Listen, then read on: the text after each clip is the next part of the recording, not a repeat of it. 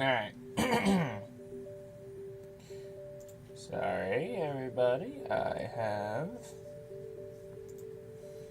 been experiencing some technical difficulties. So, hopefully, everything is working just fine now.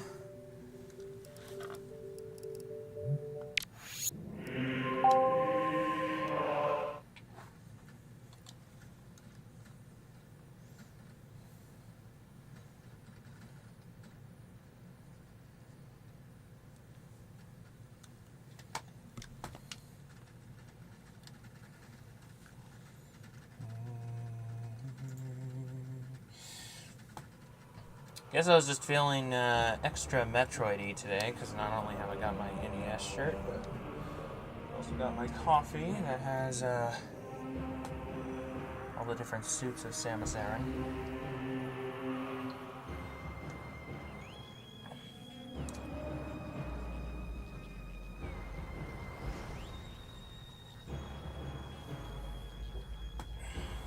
Yeah, I know, I was just trying to... I know the lighting isn't the best, but...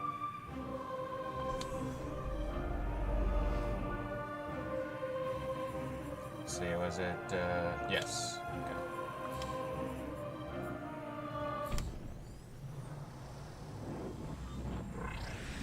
Ha ha ha ha. Yes, it does. Now, it was pre-Dread, so, you know, it doesn't have the Metroid suit or the Dread suit variants, but...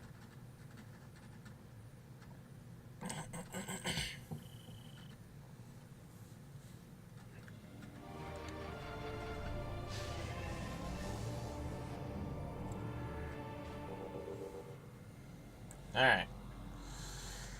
So, last time around we just got to the Great Temple.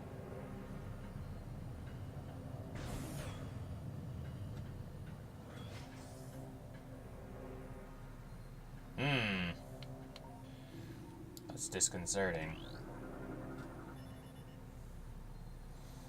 Unable to scan object, unknown energy field is scrambling the scanway. Field is localized and holding at a steady level. Further investigation advised.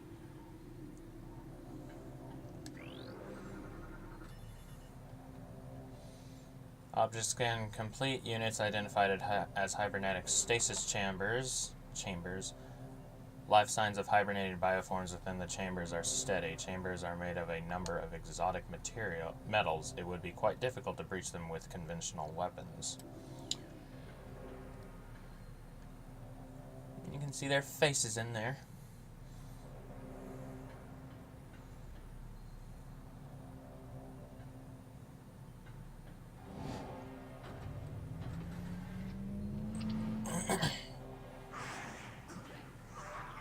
Yep, here come the splinters.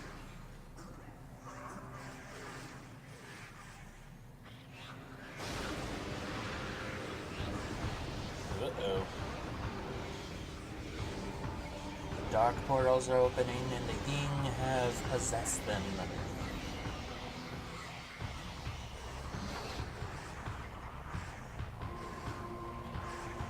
I just realized, did I scan these? I did, okay.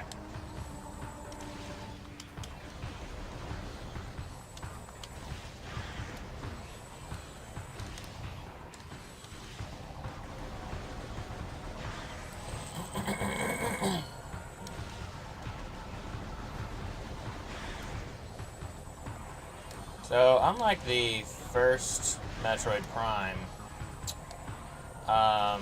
the first boss of this game is actually pretty challenging.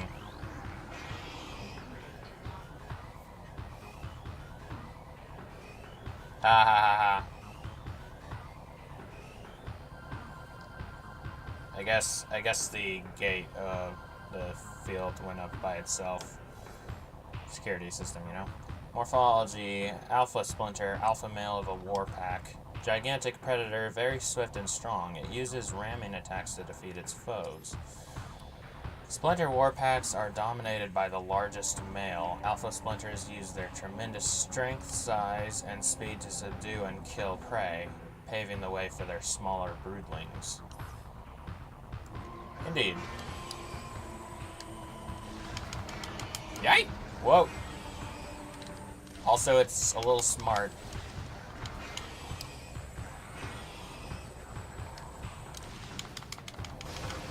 Okay, there we go.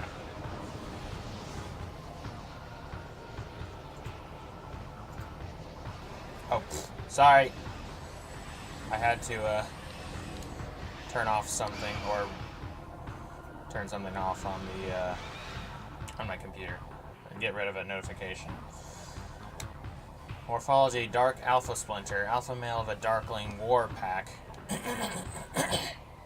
Gigantic predator with symbiote enhanced strength, speed, and armor. Splinter alpha males are the first to be targeted for Darkling possession. Dark alpha splinters grow in strength and durability, making them an even greater threat than normal. Ironically, though, once it gets to the dark alpha stage, it's actually easier to beat because it doesn't always just do the ramming attack, and it also doesn't just stay in the middle.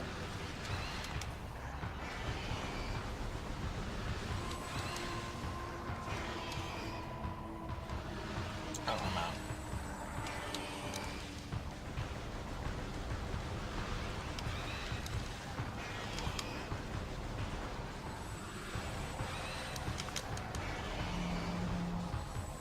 I'll tell you what, though. Yeah.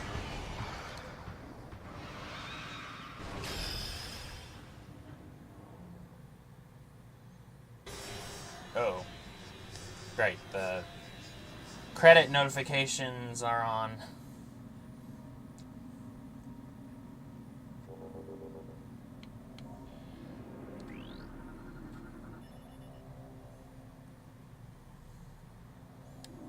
It's, Atlas or, frickin' Byte or something. Hehehe. Anyway.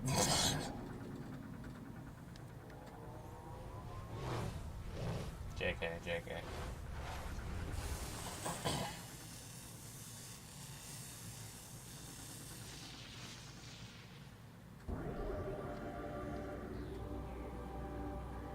Similar unknown item acquired. Alien technology is bonded to armor systems. Threat scan complete. No negative impact on suit performance. That's what you think. I'm just kidding. But yeah, that first boss on hyper mode difficulty is whoop, wrong button.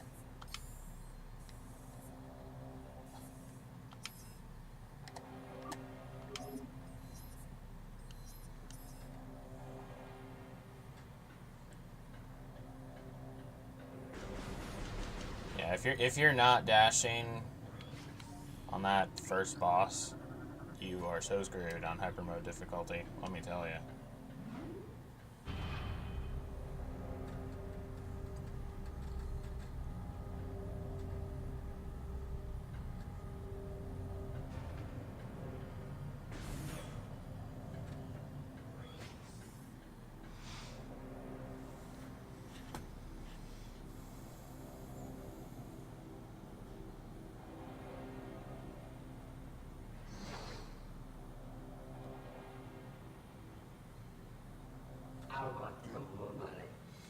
Do not be afraid. I am Umos, Sentinel of the Luminoth. Please listen and hear of our world's peril.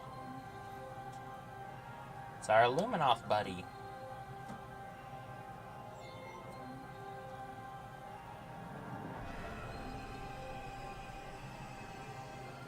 Long ago, a cosmic object fell to our planet, Aether, exploding with great force.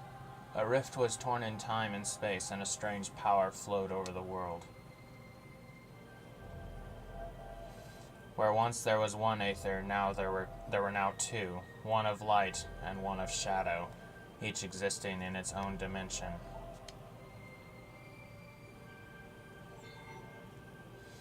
It was the end of peace on Aether, for a new race was born that day on the Dark World. One filled with hate and terrible power. They are the Ing.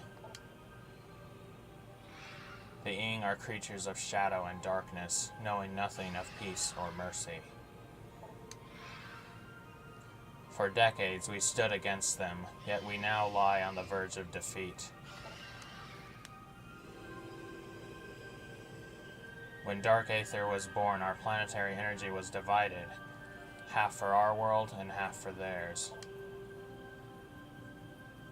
Should one world gain control of this energy, the other will perish.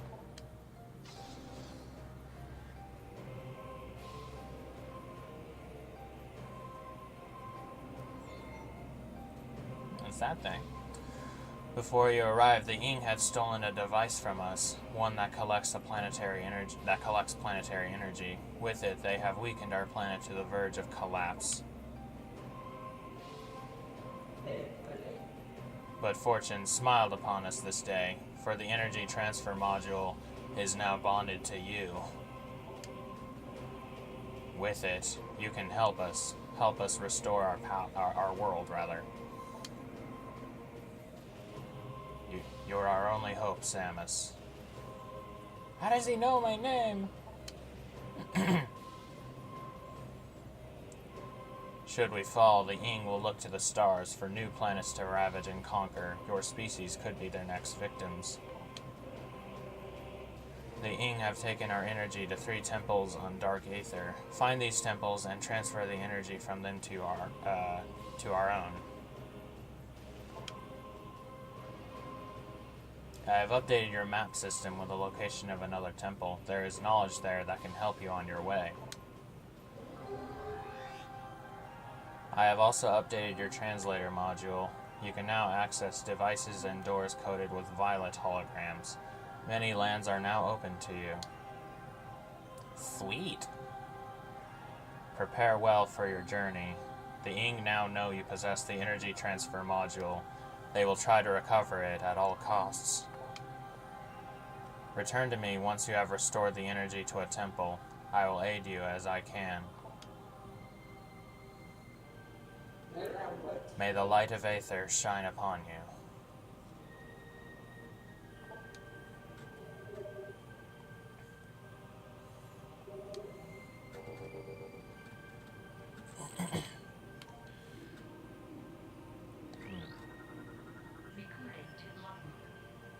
Umos. Luminoth, indigenous sentient species of planet Aether. Subject is Umos, a sentinel of the Luminoth, guardian of his species and this sacred temple. Subject is Umos, a sentinel of the Luminoth. Scans indicate numerous beneficial abilities, including heightened reflexes, durability, psionics, and flight. Ability to generate and manipulate energy on par with that of the Chozo.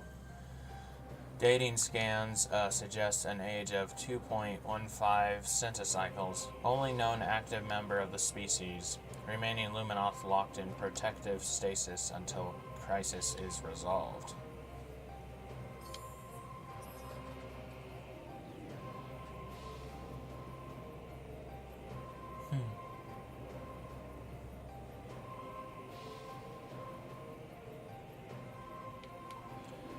Let's see. This thing in the bobber.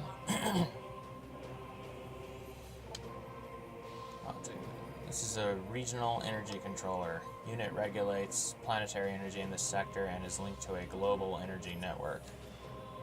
Energy controllers were built by the Luminoth to regulate Aether's planetary energy. Several wonders are powered by the energy controllers, including a weather control grid and a teleportation system. When Dark Aether was born, it too had energy controllers, all linked to that world's planetary energy.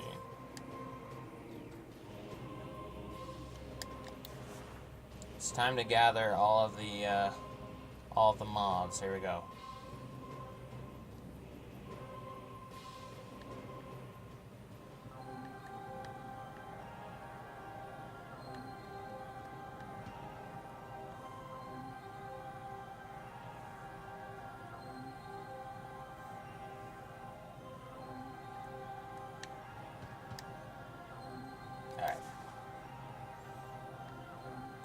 See, I've never gotten all of the dialogue or whatever that you can get if you just talk to him. After each instance, the Temple of Aegon's, in Aegon's Dark Shadow holds what you seek. Return the missing energy before Aegon is lost forever to the Ing.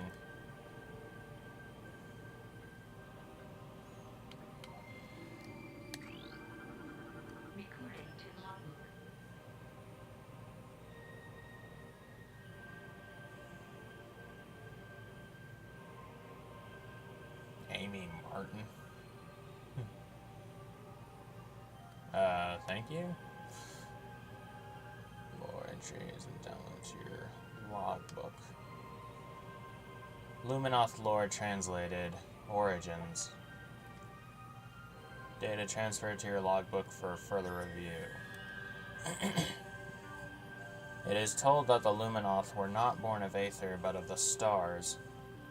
In the early days, we roamed the greatness of the void, bathing in the glorious light of 1,000 stars. We met a vast number of enlightened minds, the Incren, the Ela, and the Chozo among them. Each of them we found had claimed a homeworld and formed a deep bond with it. In time, we decided to do the same.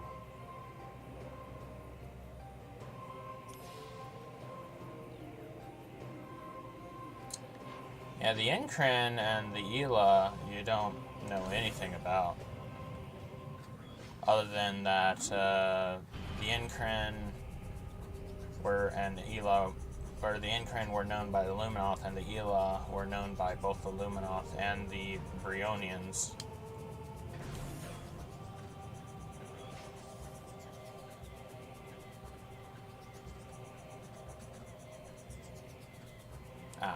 Purple.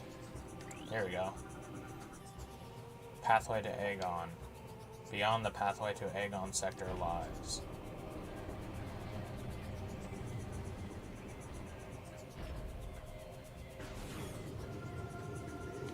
Whoop.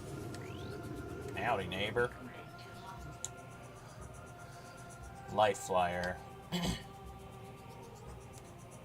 Mechanism. Light flyer, light generating flyer.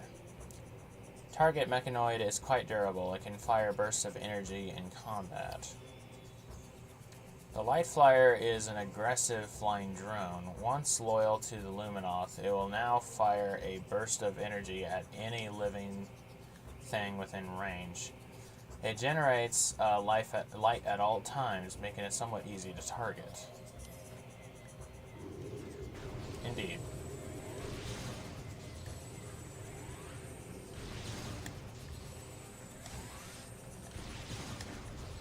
Oh, heck yeah.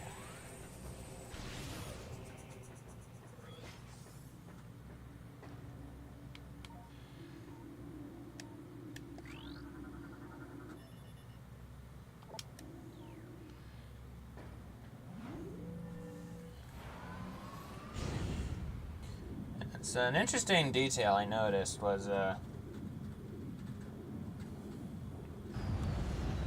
whenever the light on the elevators is green, it means it's going down. And whenever it's blue, it means it's going up.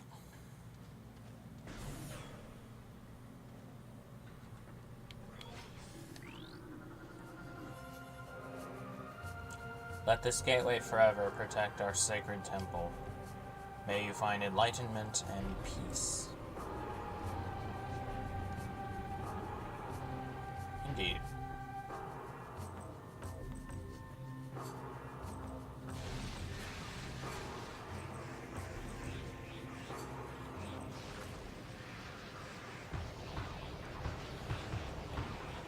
Now, if you're quick enough, you can, deal with them before they get possessed. And then that'll happen. The little darkling spirits will, just go into the ground. Oh, missed one.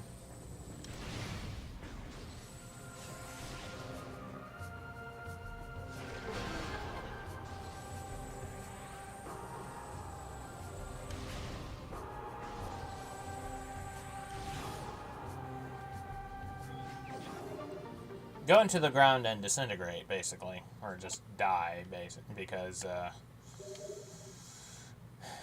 you know, they have nowhere to go. Please send us into the pigs. Anyway,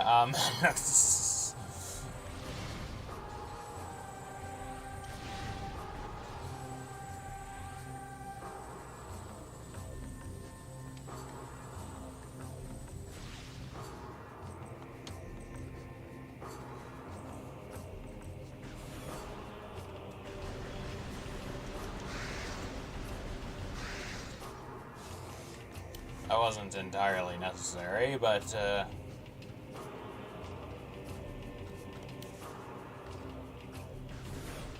whatever. And I think this early on...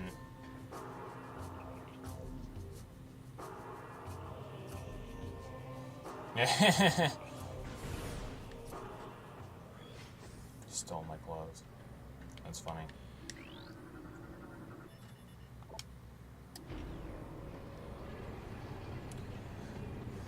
Yeah, I think this early on you can get the get a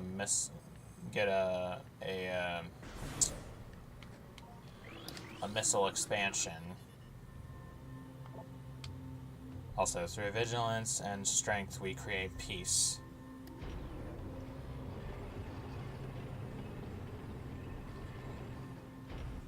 How you doing, Aiden? You just chilling? Yeah, I believe you can get this, whoa, missile expansion early on. Oh, nope.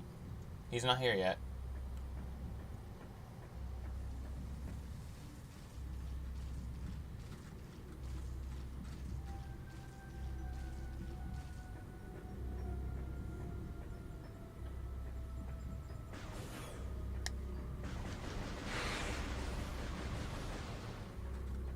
Anyway, there's a unique dark missile or there's a unique dark trooper that has a missile launcher that will appear at a certain point. And if you defeat him, then you get a missile expansion. Which is a pretty unique way to get a missile expansion. It's like a little mini boss.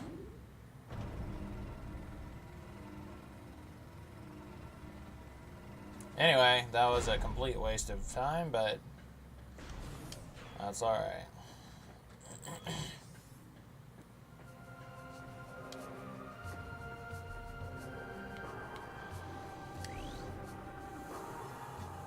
Beyond this door, the path to the Aegon Wastes lies. Once the fertile plains, now sands scorched and ruined by war. May life thrive there again one day.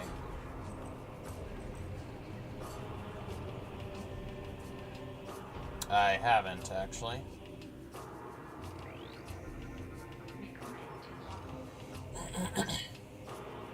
Illumination Studios tends to make some pretty good stuff, though. At least pretty wholesome, you know. So if you're gonna say it's good or whatever, I won't doubt you. Jiphime's Testament. Their names are very hard to pronounce. Now, if I understand correctly, so the Luminoth alphabet is three-dimensional. So I wonder if, you know, given that a Luminoth cipher is actually available, if you could figure out what this says, like maybe Jephime's.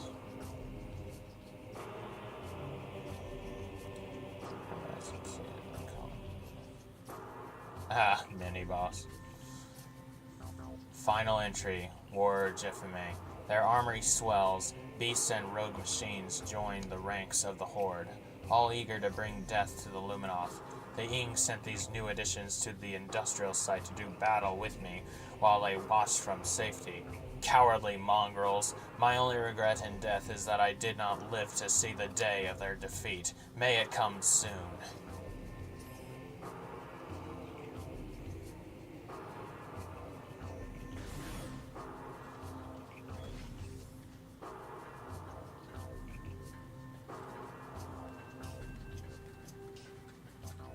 Also, lovely view.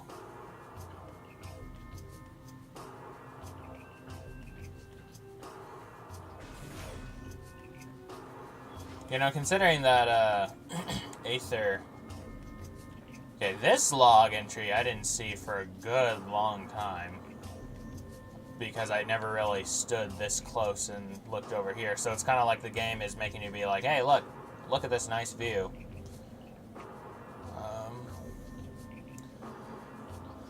But what I was going to say is, considering that Aether is a rogue planet, you know, all of this, you know, life and everything is possible because of what the Luminoth did with, like, you know, manipulating the energy of the planet and stuff.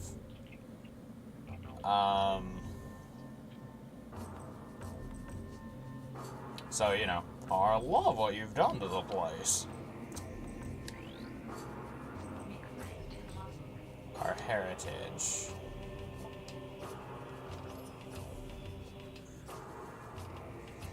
Our search for a home took us through the cosmos. For many a great cycle we roamed, yet a place to call our home, our own, eluded us. In time we began to despair.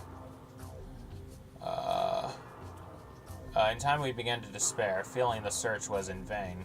We considered remaining among the stars until a scout returned with news of a world unlike any other.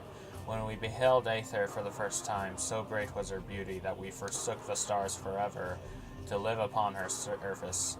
From that day forth, the Luminoth were of Aether, our blessed paradise.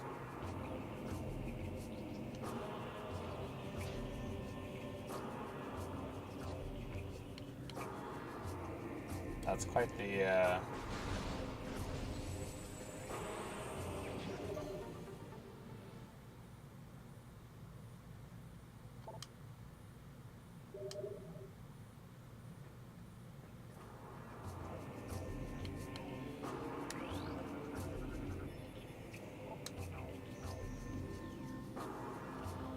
I mean, even as an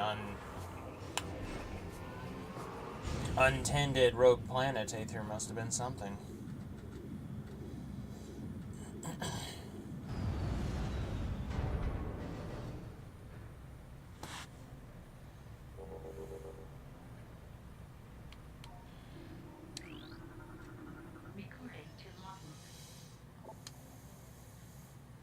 Aegon Barapod, living storage unit of the Luminoth.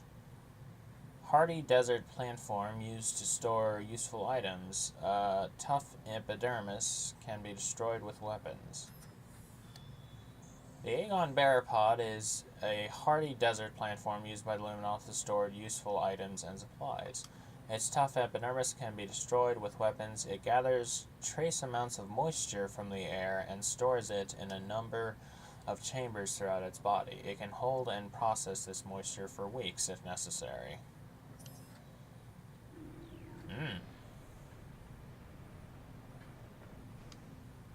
They're kind of the soccer ball plants.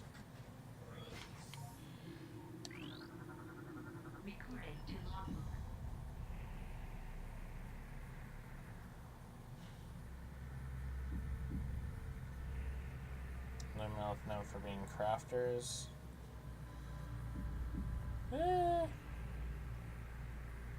Well, they are able to generate energy like the Chozo and stuff, but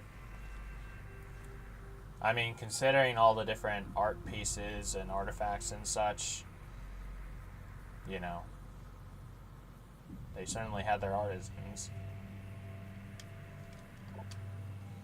Lumite, photosynthetic flying insectoid. Relatively harmless in shadows, powerful and invisible in the light.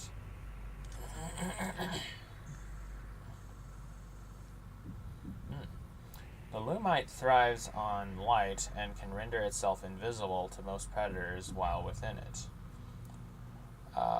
When out of the light, the creature is relatively harmless, relying on a crudely spat chunk of biomatter to defend itself. Once in the light, it can channel large amounts of solar energy into a deadly blast. Indeed.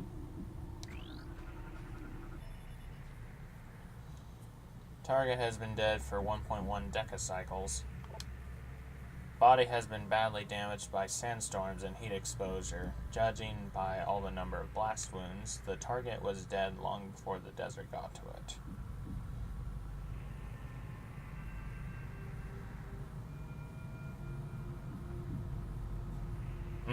Yeah, good point. You know, like Michelangelo just seeing the block of marble and being like, I see David.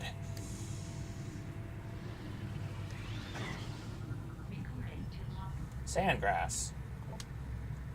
Sandgrass, indigenous strain of grass adapted to desert climate. Plant requires no moisture to survive, relying exclusively on solar energy for sustenance.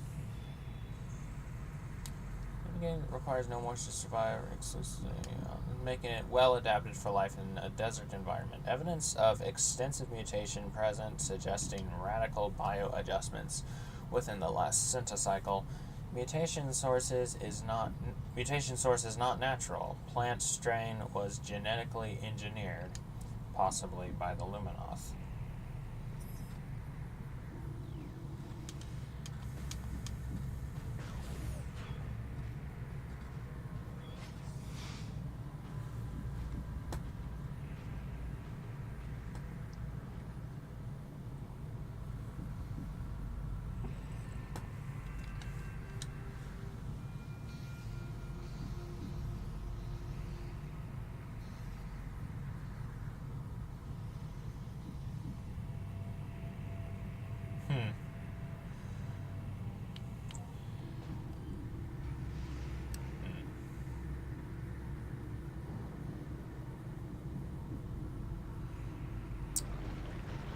You still there, Aiden? You've been awfully quiet. Sand digger.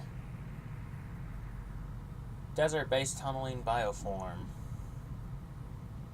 Yeah, this area, I guess you could say, took some inspiration from Dune. Extremely well armored, target exposed eyes to damage this creature. Scans indicate that the sand digger has a dual brain nervous system. Both of its heads are capable of attacking, disabling, and digesting prey. It fires globs of acidic digestive fluid at prey to cripple them and begin the digestive process. Eek. Its hide is very durable and resistant to weapons fire. Only its exposed eye can be damaged. Oh, you got me. How rude.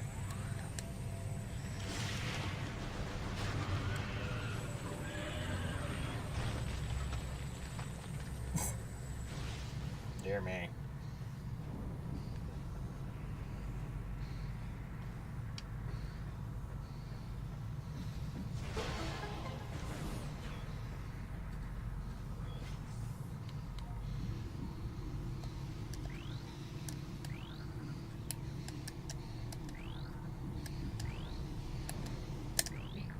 There we go.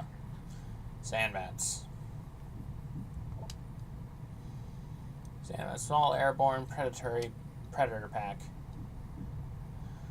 Contact with targets can cause minor damage. Targets travel in flying swarms. Sandbats are small flyers. They travel in packs for safety, though they are predatory in nature, failing to find prey. As a group, sandbats will often enter a feeding frenzy and attack one another in search of sustenance. Oh dear.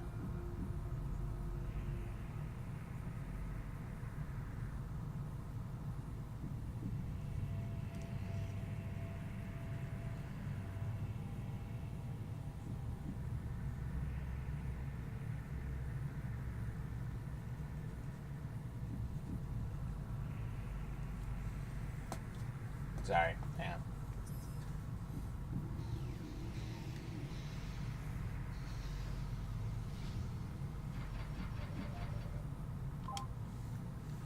Yeah.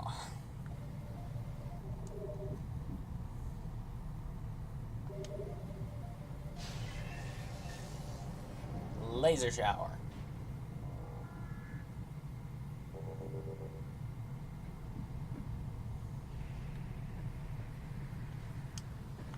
There's actually no point in going this way. Yeah.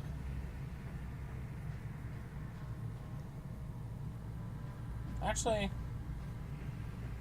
or is there? Hang on.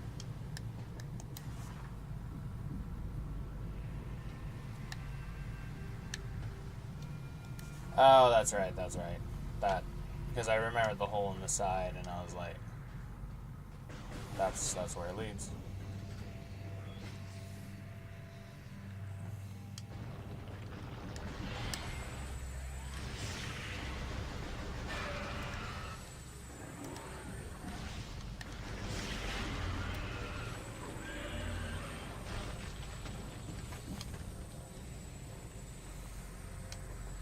Boy, the death of those things is a bit excessive. Also, it just kind of makes it go, I'm sorry, no, I didn't mean to do that. Just a little bit.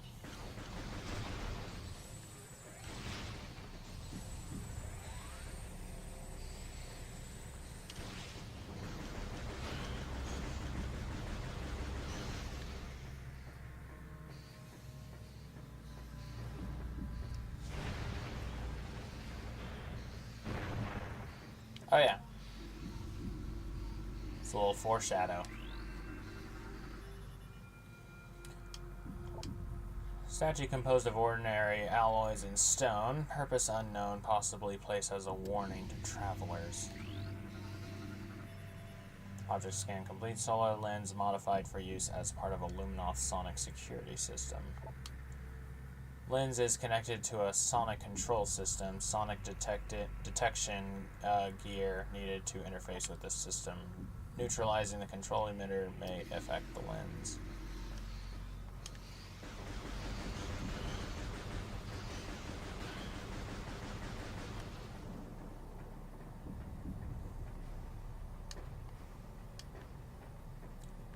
Yeah, because Sonic can be pretty hard to track because he's so fast. I've never heard that one before. Anyway, uh-oh.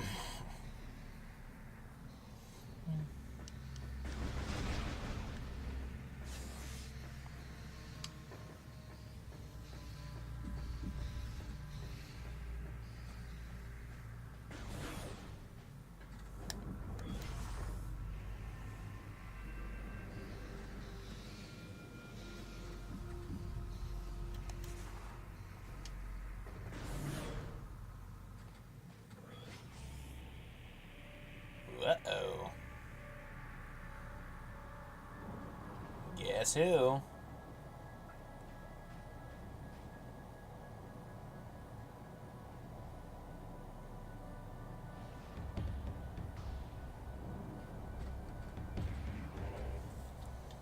Ah!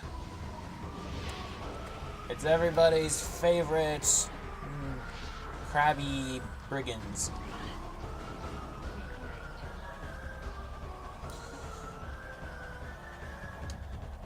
Pirate trooper, starfaring brigand. That just happened to be the word I used too. Aggressive, well-armed bioform trained for combat and conquest, sworn enemy of Samus. The space pirates suffered a serious defeat at Talon 4, yet they remain a powerful force for crime and disorder in the galaxy. Their technology continues to advance. Even the lowly trooper has received numerous upgrades to his arsenal.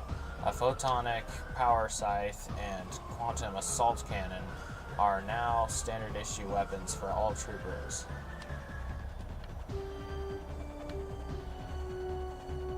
Yeah. Fae version of the space pirate. It even looks like kind of like the pirates in the 2D games.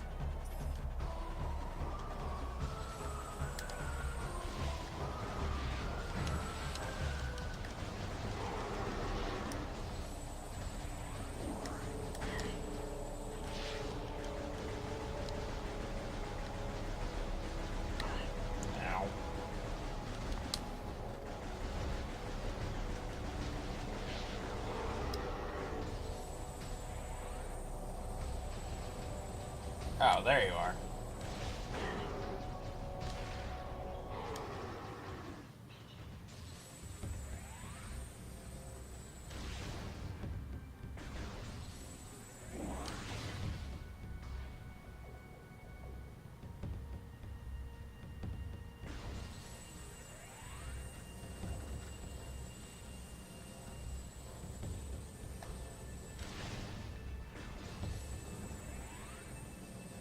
Kind of missed the guitar.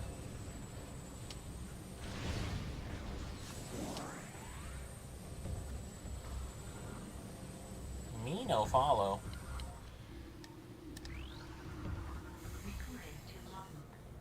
Brisgy. Brisgy venomous insectoid. An insectoid that looks like a mollusk. Or rather crustacean. Poison stinger concealed in back-mounted shell. Finish it off quickly once the stinger is exposed. The Brisky's tail ends in a venomous barb, which it conceals underneath a hardy, packed layer of fused sand. A series of sharpened ridges along its body discourages most predators. Those foolish enough to harass the Brisky are quickly introduced to its deadly sting. That's funny.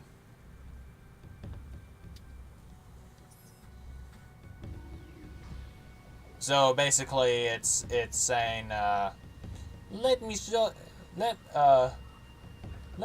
you my little friend, you know, or say hello to my little friend, yeah.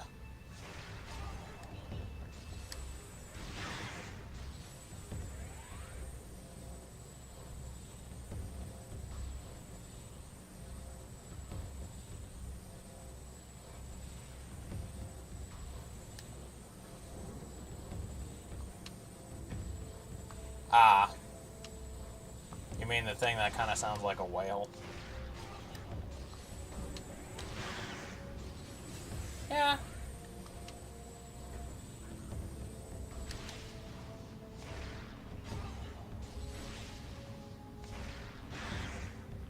Dang it. I was trying to double it, or, you know, trying to, yeah. Object analysis. This is a statue of Deechur, the child hero of Aegon. Once a lowly acolyte squire, he became a warrior when the temple was attacked. All warriors but Deechur were slain, leaving the boy as sole defender of the temple. He served Aegon for nearly a centicycle before being lost in battle on Dark Aether. Wow. Way to go, kiddo.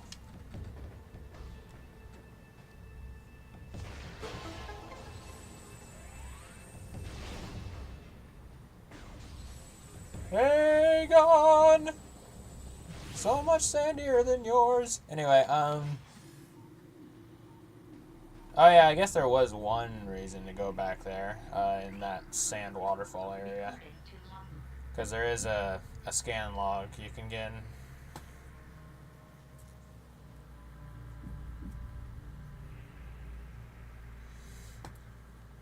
What? It sounds like a whale. Anyway. New Shriekbat territorial flying rodents. Rapid flying explosive enemies. Target then eliminate enemy at range if possible.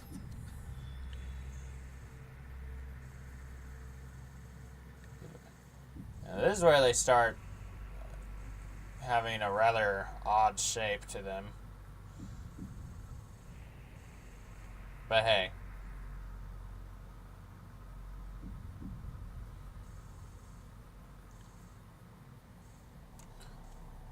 Shriekbats have high internal temperatures, leading them to seek cool climates to dwell in.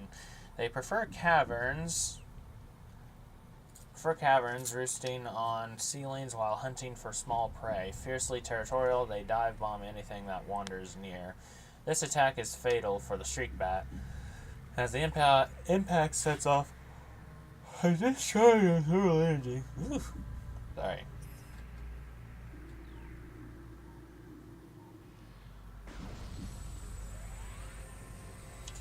And it just makes you wonder how the heck did they survive as a species? They must, you know, breed faster than rabbits.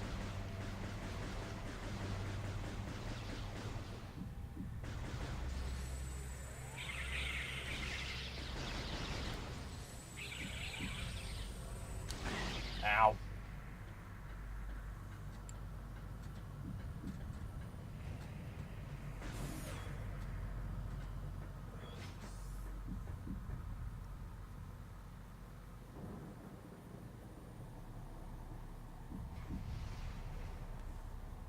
Yep. Tis true. Oh, this is an arena if I've ever seen one. And I have. Howdy, neighbor. Alpha Sand Digger. Large tunneling bioform. Extremely well-armored target exposed eyes to damage this creature. I did it again. This appears to be a Sand Digger pack leader.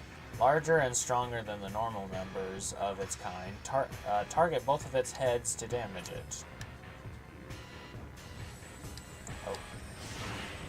Ow.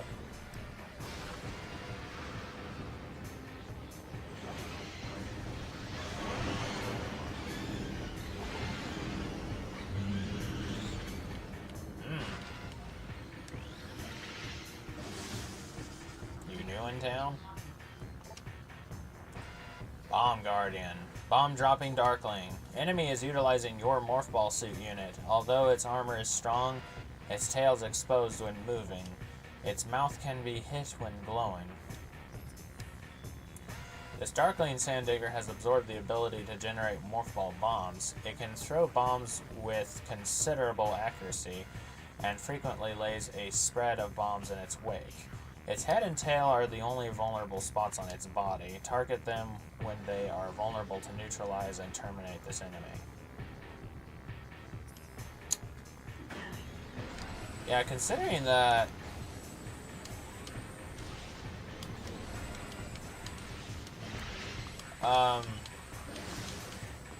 considering that the Ying are, like, able to, like, process...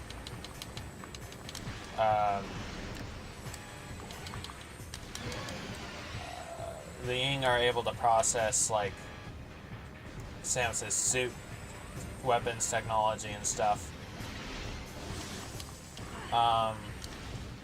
It is making me think of a conversation that Randy and myself, which Randy is a coworker, Randy and myself were having last night, which was, we were talking about, you know, what exactly actually is the Metroid Prime?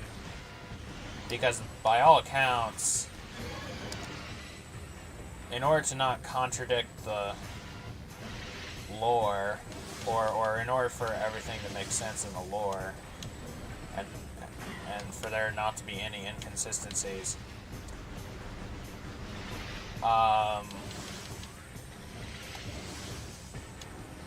either the Metroid Prime was like a single Metroid that some of the Thoha, like, you know, left for the Thoha of Talon 4 to try and deal with their Phazon problem, given the Phazon and X are so similar, or given the similarities between the two. Trying to do this and talk at the same time.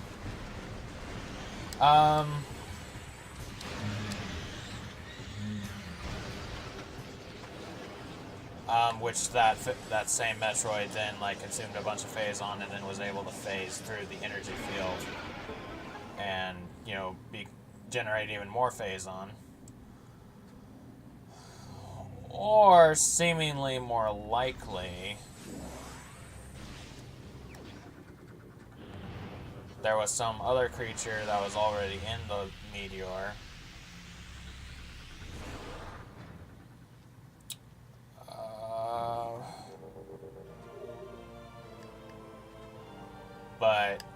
considering that it's like a phase-on entity, it was able to assimilate genetic material to itself, as well as like other weapons and such to itself, just like the Ing do. And the Ing are also phase-on based creature. Got the Morph Ball now.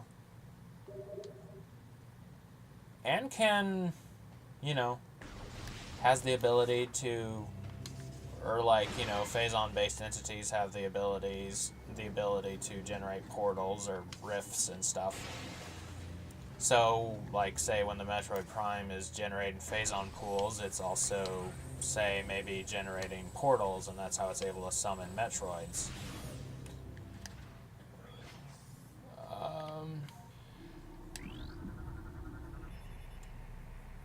Now, if I recall correctly, there is a problem with that, because I think the log actually says the Metroid Prime can spawn Metroids, not just summon them. Unless, again, it, like, assimilates enough genetic information to basically become a Metroid or something. This is Illuminoth Temple Security Station.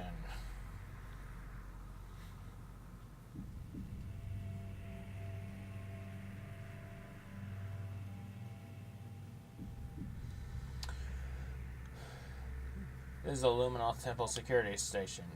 You have been cleared to access the station. Use the bomb slot to activate it and gain access to the Aegon Energy Control Area.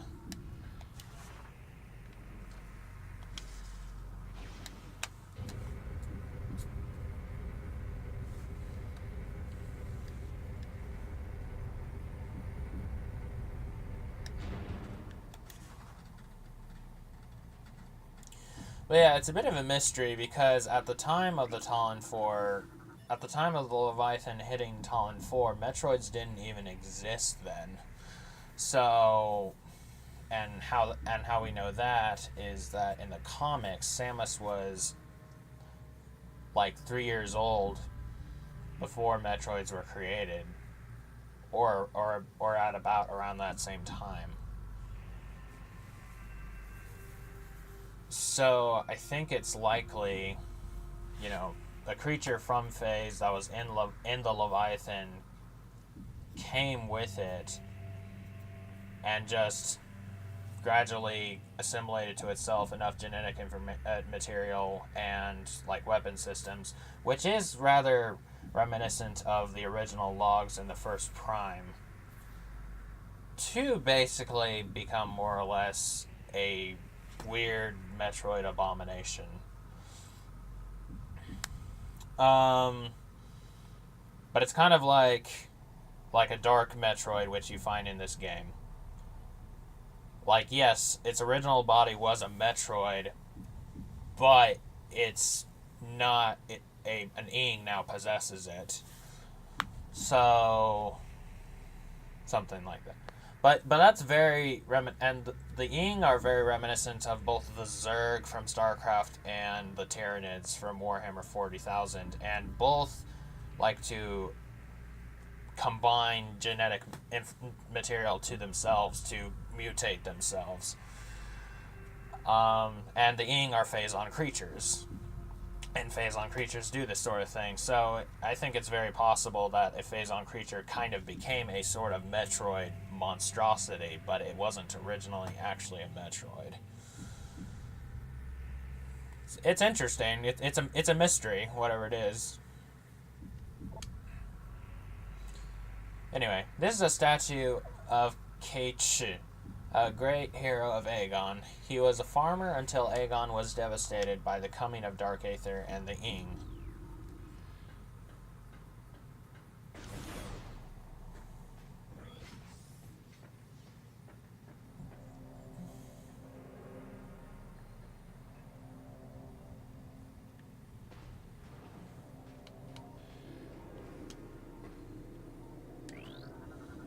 Hello.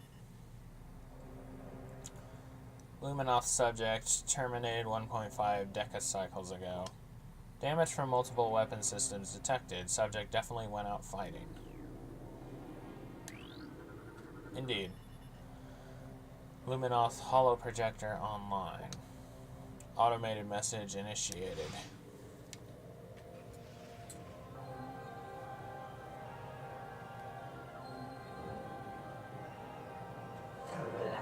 Welcome. I am Aisha, Sentinel of the Aegon Temple. This message survives my death as guidance to one who would fight the Ing.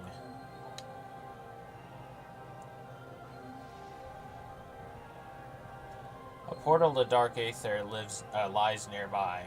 With it, you can travel to this land's shadow.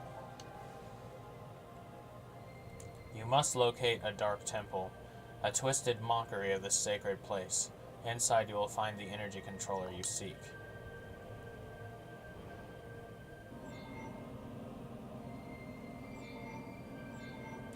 The temple door is held fast by 3 locks. The keys for the locks are hidden throughout that dark land. Your search will be difficult. Even the very air of Dark Aether is dangerous and can cripple the strongest of warriors.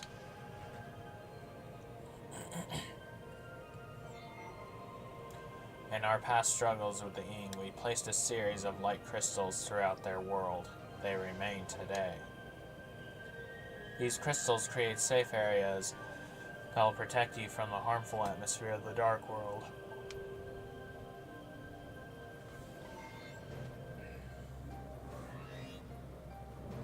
I have updated your translator module. You can access devices and doors coded with amber holograms. More lands are open to explore. Makes you wonder, it's like, is this actually a recording? Yeah. This is a recorded message. No, it's not. Yes, it is. Yeah.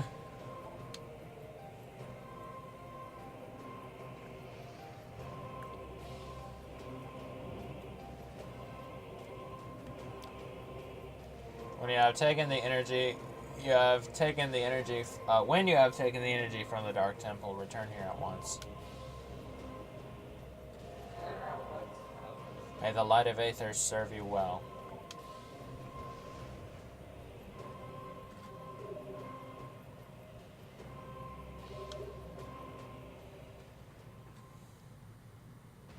Whoops.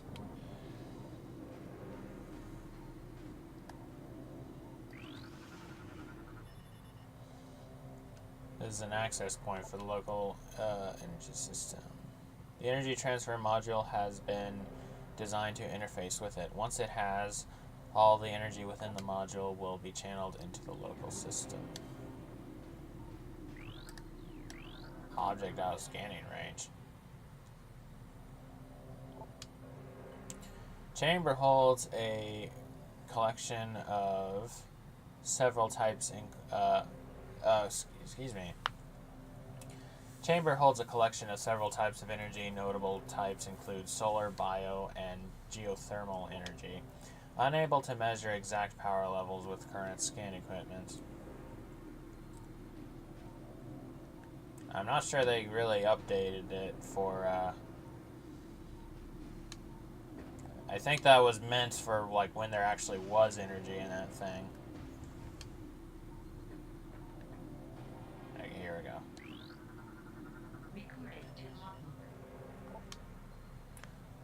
North Lore, translated Paradise.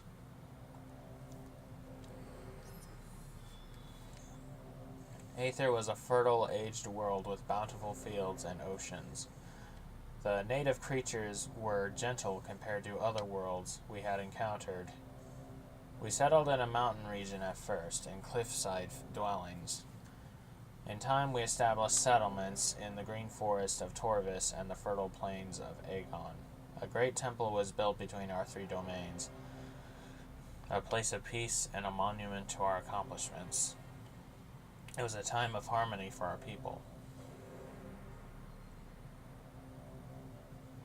Okay, that's important to remember because, so Aether did have some creatures here already, despite it being a rogue planet.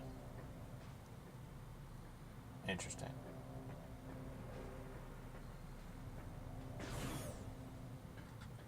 Must have been some really chill folks.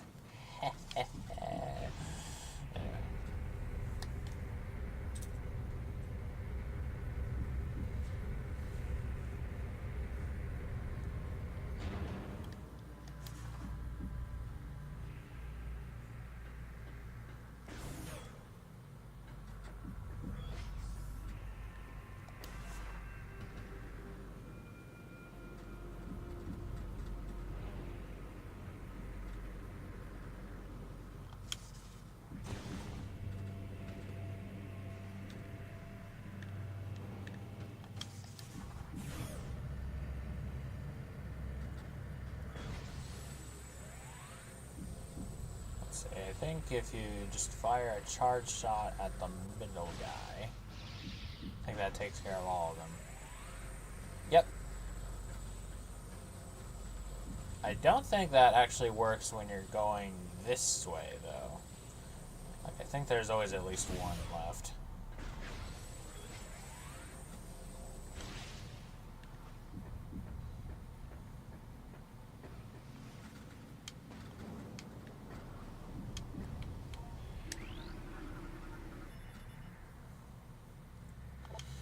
Through vigilance and strength, we create peace.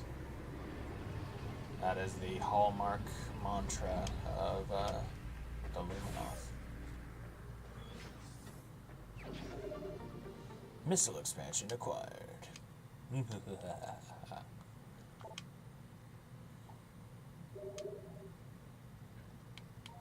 I scan this? No. Woo!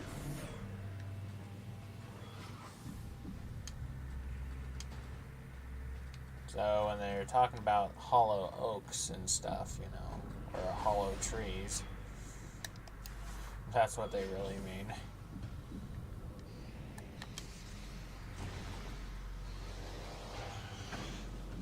Boy, I'm just full of puns today.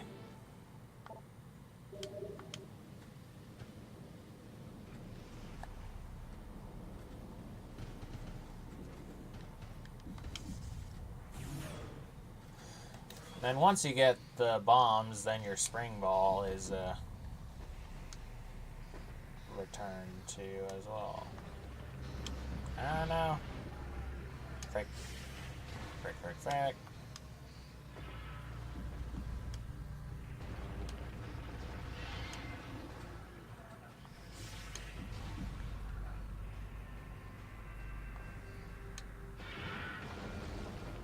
Whoa. It's quite the dive. Cut the dive, mama.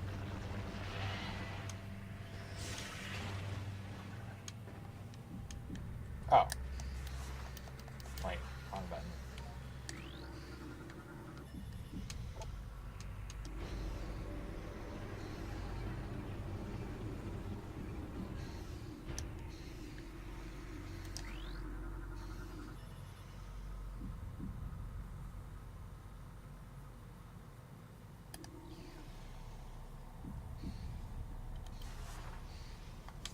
Notification.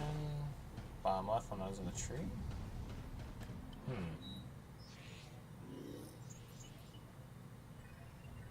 I'm not sure. Maybe scan visor or combat visor.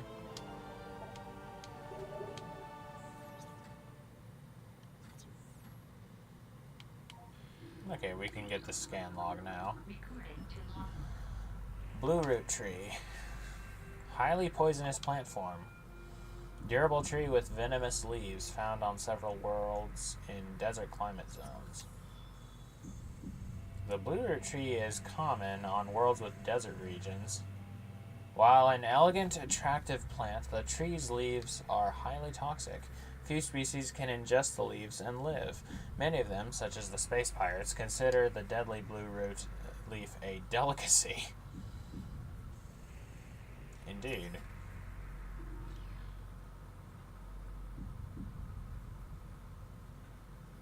Yeah, I think it was combat visor. Yeah.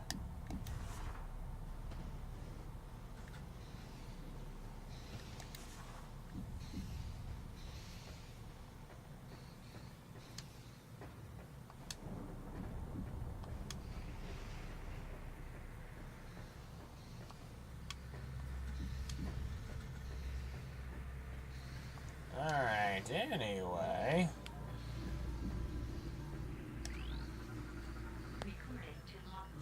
Saving Aether. Aether's planetary energy supply reached a critical stage. If left unchecked, the energy would expire, bringing an end to the world. Our greatest minds devised a way to preserve and regulate the remaining planetary energy, the energy controllers.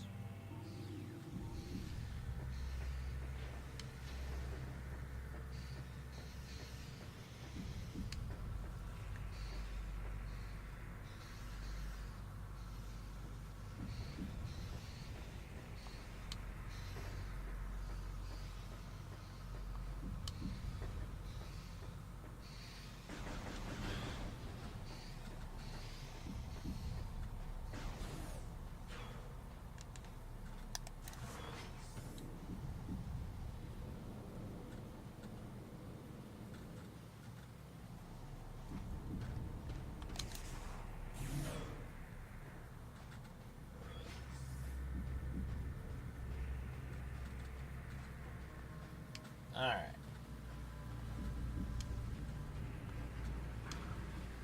The portal time we go. The portal time we go. Hi ho, the portal time we go.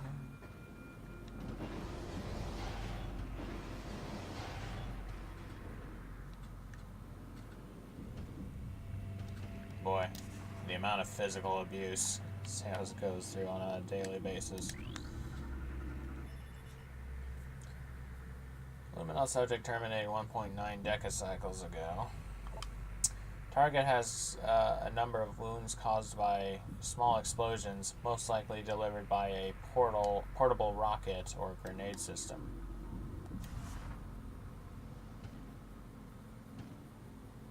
You mean to tell me that frickin' space pirates killed him?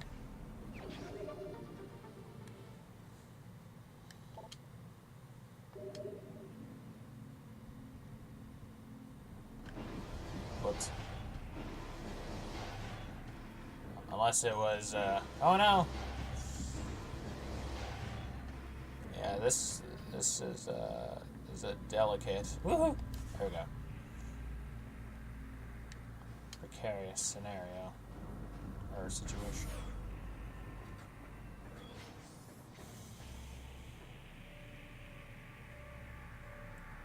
Howdy, neighbor.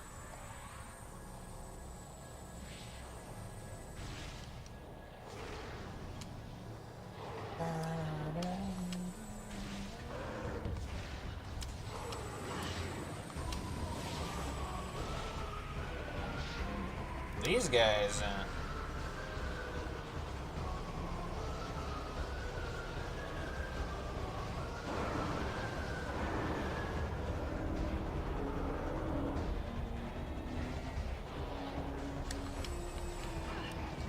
hello. These guys can whoop you too, especially in hyper mode difficulty.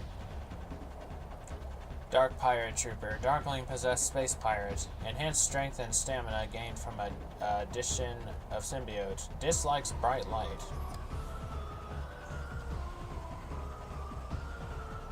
Pirate troopers already trained to follow orders without question, or pirate troopers already trained to follow orders without question, were perfect candidates for Eden possession. Darklings moved to take every trooper they could, expanding the army of the Horde considerably. Space pirate technology struck a chord with the Ing, who now hunt actively for gadgetry of any kind, especially weapon systems.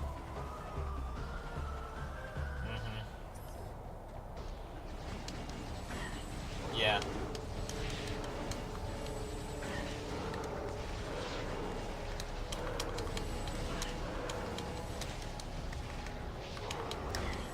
Yay.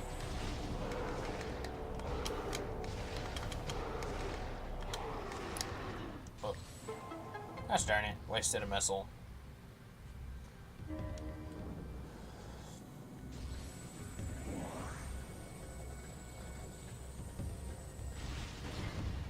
Well, I was gonna say, unless, you know, the fellow that killed that Luminoth was actually a possessed Luminoth, but, you know, considering that they were all prepared to self-terminate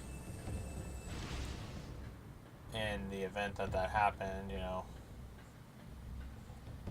which, I mean, they did, some of them did end up, you know, falling to the dark side, so to speak.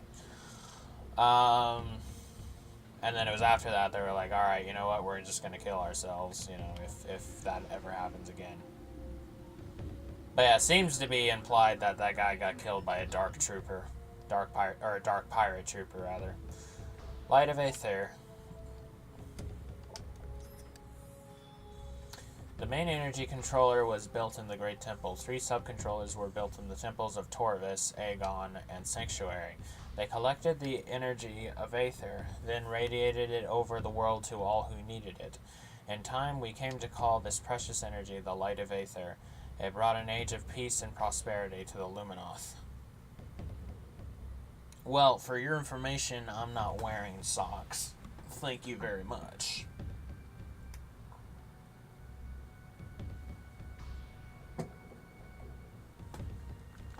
I did see that earlier, I just didn't comment.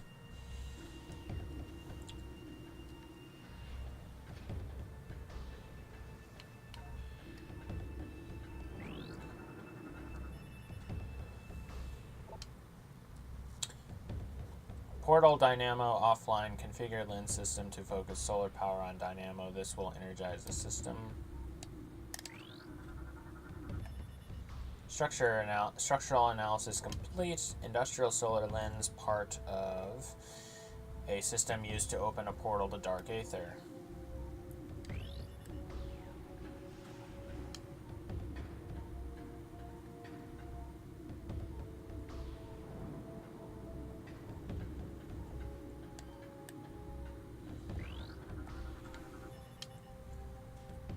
Object scan complete. Automated door system, online door control. Governed by bomb slot. Control link seems to originate from dark aether, however.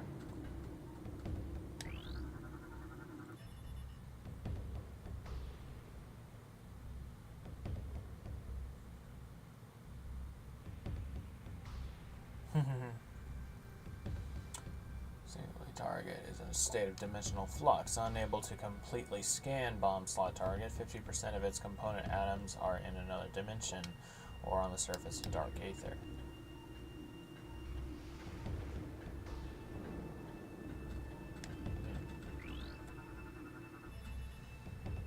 Object scan complete. Luminoth lore project is offline. Power cannot be restored to the unit.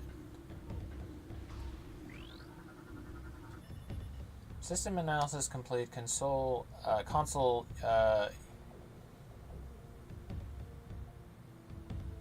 That just occurred to me. They are spelled the same way, aren't they? Console and console. Console used to energize and open a portal to dark aether. Currently offline. Restore power to the system to enable portal creation.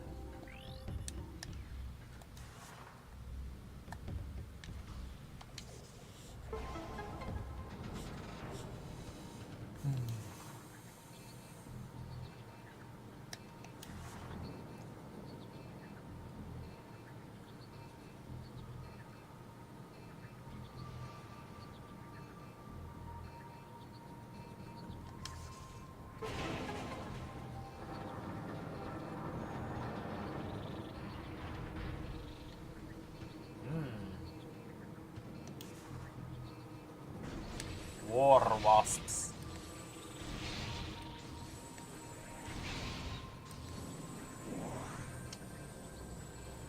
Thank you very much.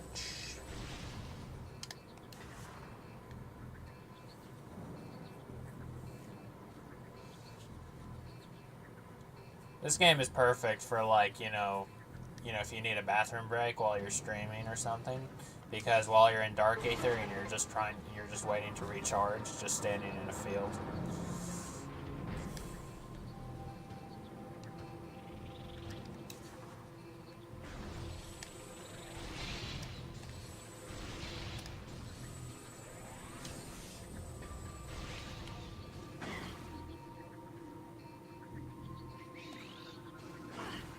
Oh. There's somebody still there. Pillbug, cave dwelling, herbivore. Or herbivore. Vulnerable to concussive blasts. Use them to start a this here. I don't know why I'm yawning so much. Maybe because I'm tired. Anyway, pillbugs prefer to dwell in dark caverns, though they can exist in lit areas. Navigating with a series of sensitive antennae,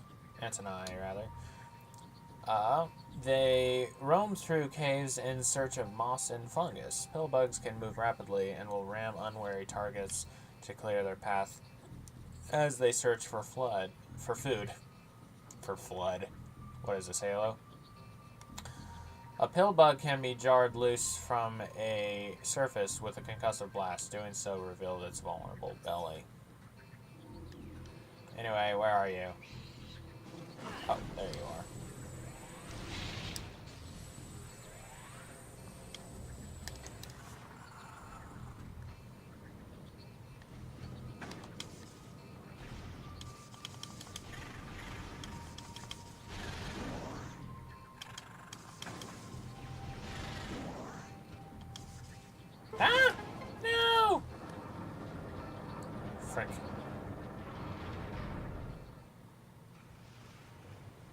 Oh.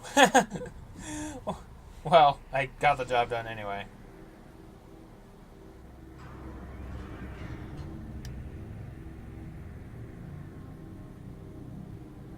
Hmm.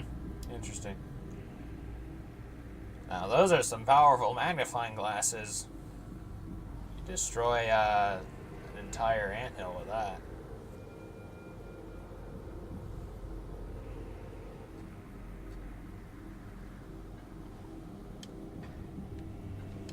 Woo! Right.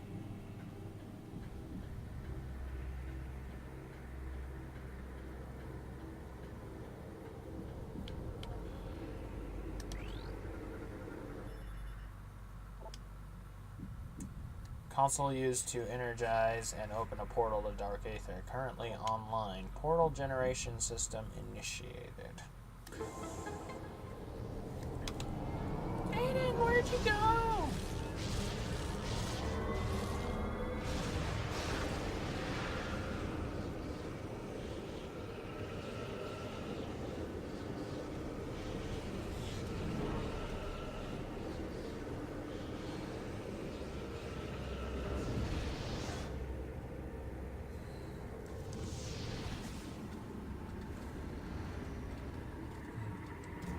Build up going back to Dark Aether is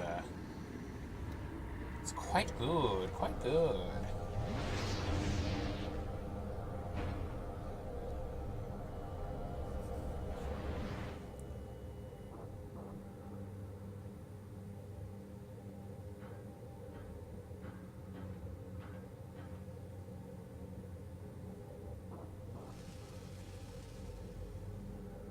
Youch.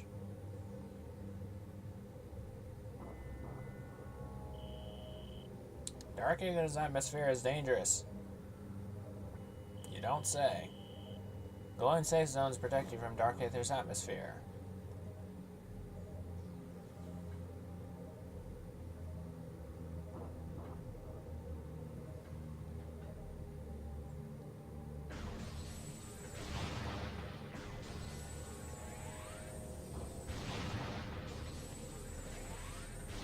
Alright. Ouch, ouch, ouch, ouch, ouch. Also, I didn't scan these guys. Morphology. Blade pod. Living storage units of the Ing Horde. These Ing morph their bodies around useful items to protect them. They rely on larger Ing for protection.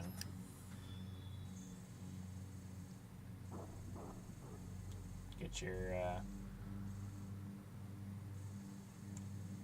dark version of green beans, or a bean, or a pea pod, or whatever you want to call it. These Ing morph their bodies around useful items to protect them, as they have no way of fending off enemies. Damage from all weapons will harm them, but light-based weapons are superior.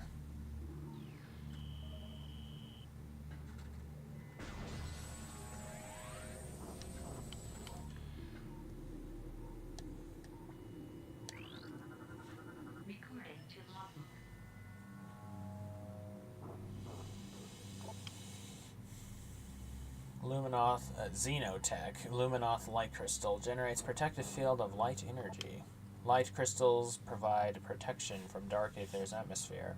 They can be nullified by dark energy and supercharged by light energy. Light crystals provide protection from Dark Aether's atmosphere. They can be nullified by dark energy and supercharged by light energy.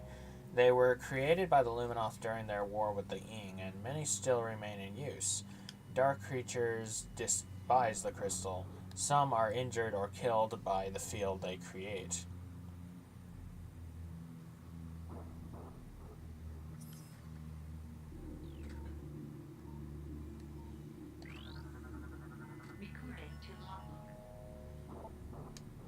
Xenotech Luminoth Light Beacon generates protective field when energized. Light beacons must be energized by beam weapon fire to function and remain charged for a limited time. Light beacons must be energized by beam weapon fire to function and remain charged for a limited time. The beacons were created when the Luminoth ran short of light crystals during the war. While simpler to make, the beacons were also unstable. They had to be energized periodically and could run out of energy at critical moments. Still, any protection was better than none for the Luminoth warriors. This is true.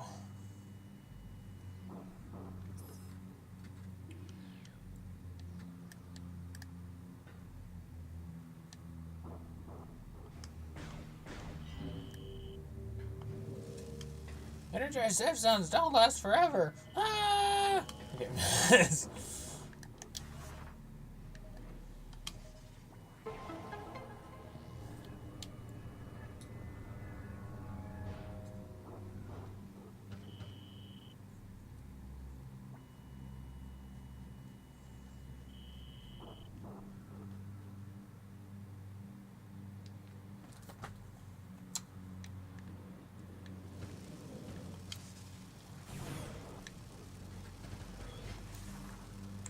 Ouch, ouch, ouch, ouch, ouch, ouch. Aha! Inglets.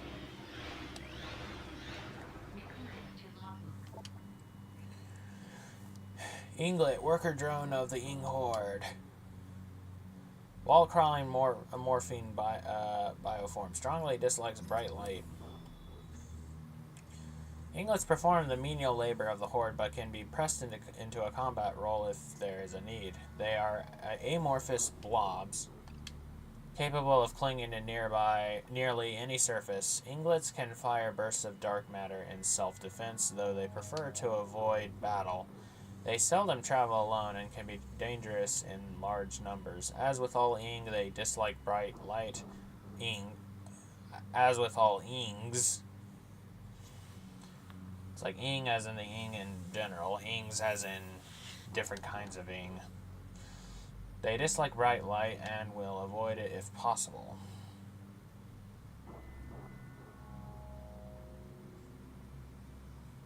Okay, it's just you weren't saying anything. I was concerned you were gone. I was like, no, he's missing out. Okay. Alright.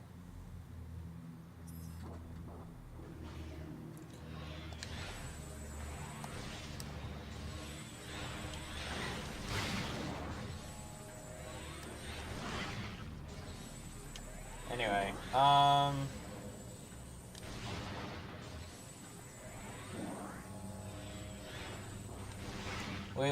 we were concerned you wandered off into Dark Aether and you know, got exploded or something.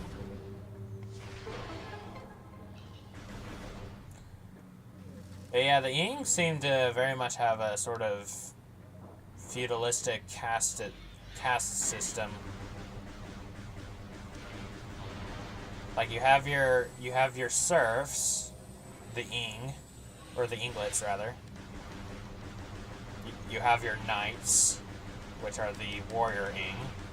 You have the nobility, which are the hunter Ing. And then you have the monarch, or the sovereign, namely the Emperor Ing.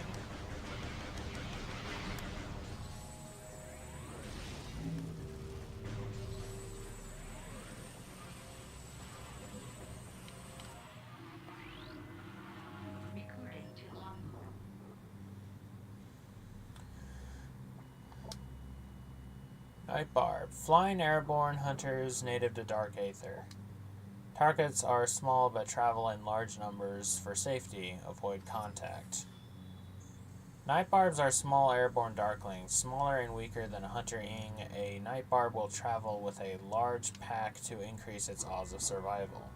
This is why, since their primary predators are hunter Ing.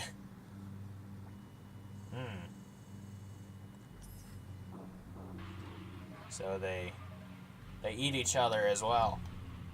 Lovely.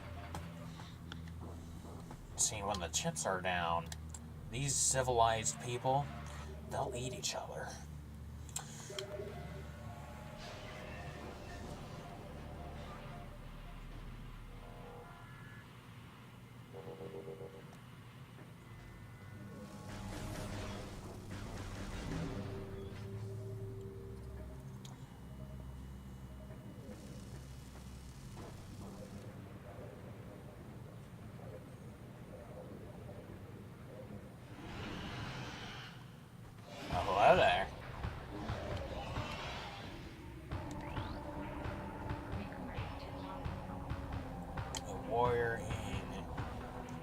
the soldiers of the Ing Horde.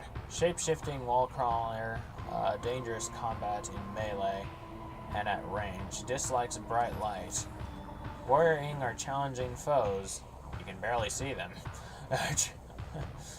They can render themselves into amorphous puddles and move over most terrain, including walls. Warrior Ing can turn their bodies into deadly projectiles, sheathed in dark energy.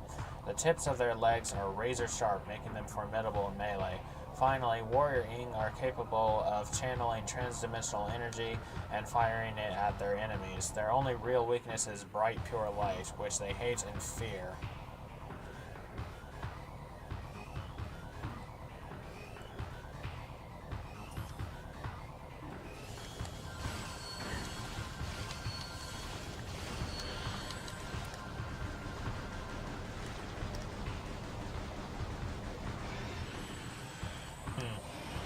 I didn't really think about there being a distinction between Ing and Darklings, per se. But, now that you mention it, maybe there is.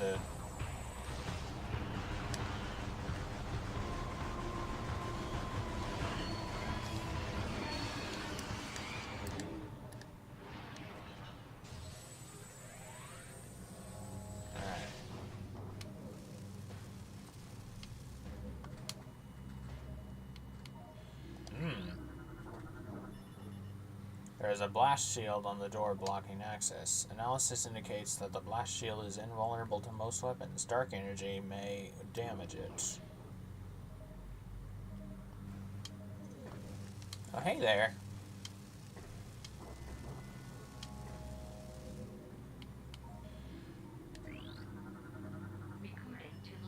Lightbringer. Light generating forager. Creature generates safe zone while living. Immune to most forms of attack. Lightbringers were created by the Luminoth for use in their war with the Ing. The crystalline creatures generate a field of life-giving energy at all times, and they can be energized like a safe zone crystal. They are immune to most weapon fire. Only a burst of matter antimatter can destroy them. Now, see, what's interesting about that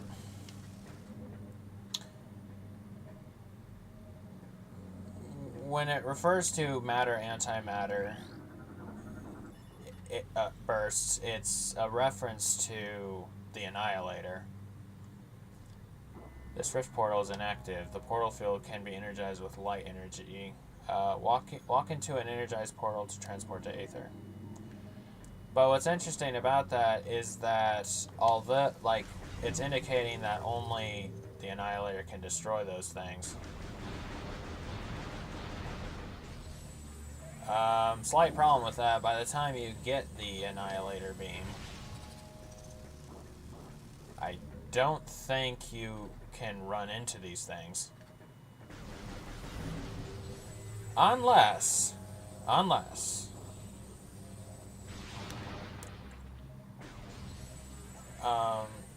right after you get the Annihilator, instead of getting the light suit immediately, you just go to Aegon Waste again.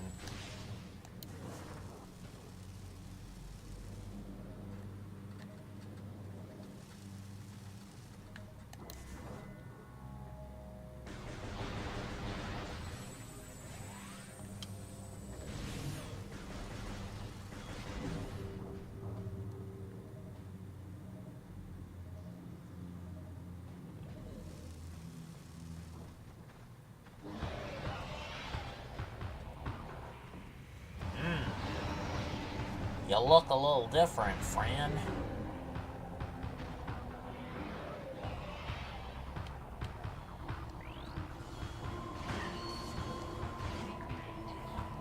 You've been putting on a little too much weight, Steve. Jump Guardian, space jump powered warrior Ing. Powerful metamorph with enhanced jump abilities, able to generate energy shockwaves and force fields. This warring has absorbed the power of the space jump boots. It can leap incredible distances and heights and uses this ability to great effect in battle. Target can generate powerful shockwaves of dark energy and will sheath itself in a potent force field to protect itself. It cannot maintain the shield indefinitely. Concentrate weapon fire on it when the shield is down.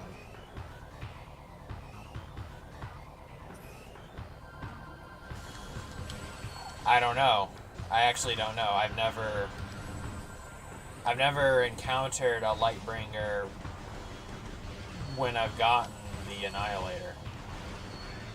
So I actually have no idea.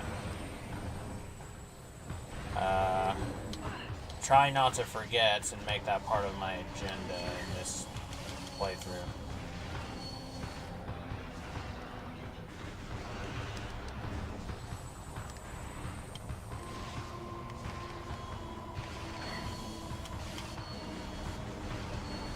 Like, I don't even know if you can encounter a Lightbringer when you have the Annihilator.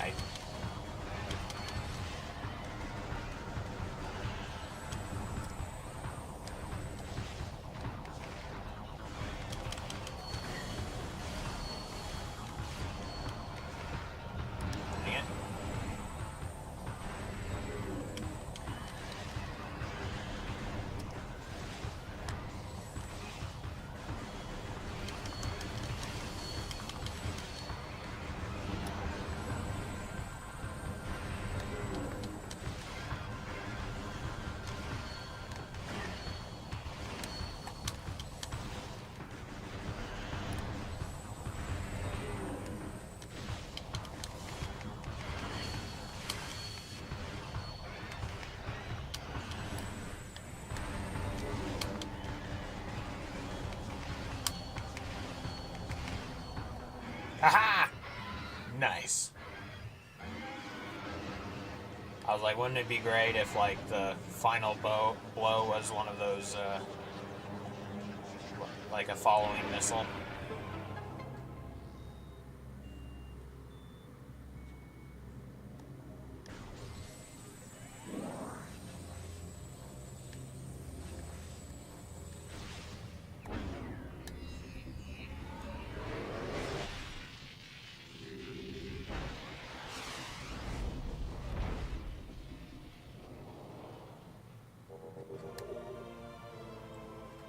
Space jump boots acquired.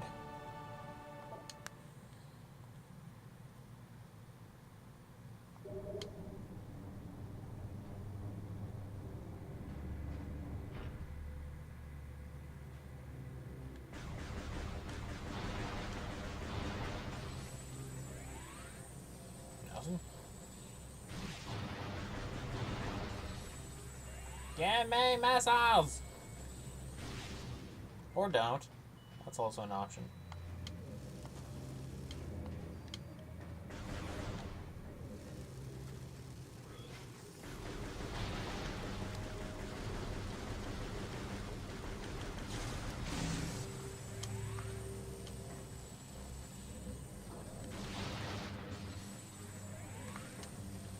Yike. Yike. Yike. Yike. Yike.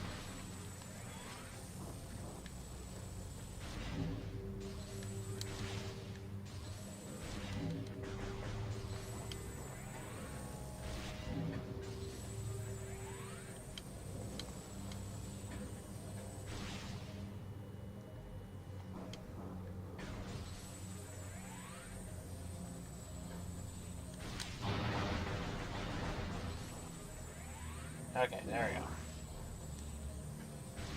Giving me his missions.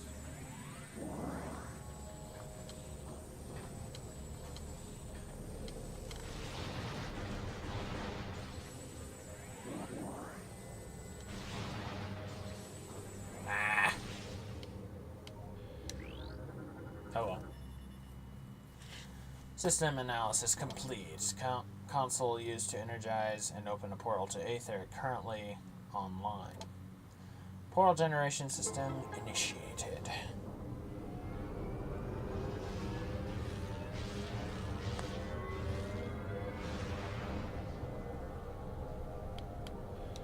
Just realized I didn't scan the portal itself. Now, granted, I wouldn't be able to generate or scan the portal to Dark Aether because of a cutscene.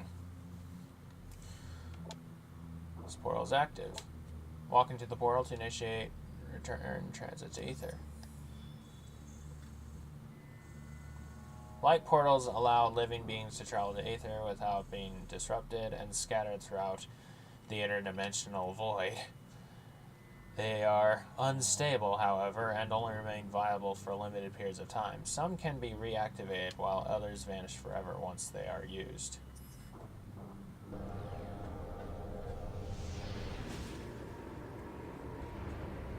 A 3D portal.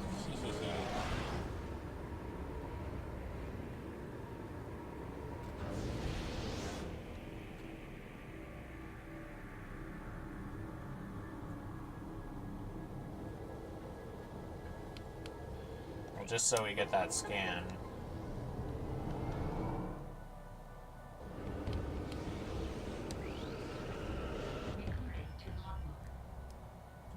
Dark portal. Oh, hang on. What did that say? Transport. Extreme caution recommended once transit is complete. Yeah. Oh, without being disrupted. They're unstable. Okay, yep.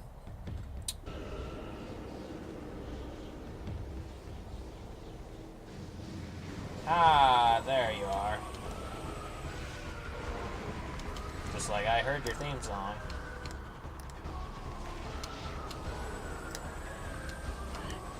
He's the sovereign lord of the nation. He's the hippest dude in creation. Anyway,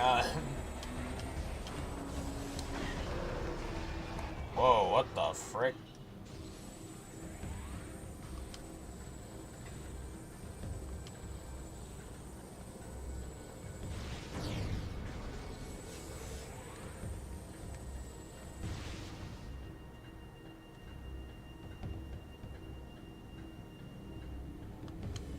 I was just doing the shimmy. Samus had too much caffeine or something.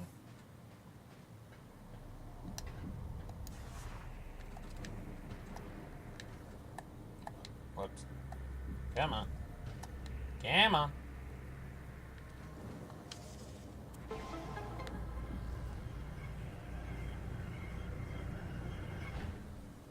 Alright. Just gonna hit the save. Then we shall...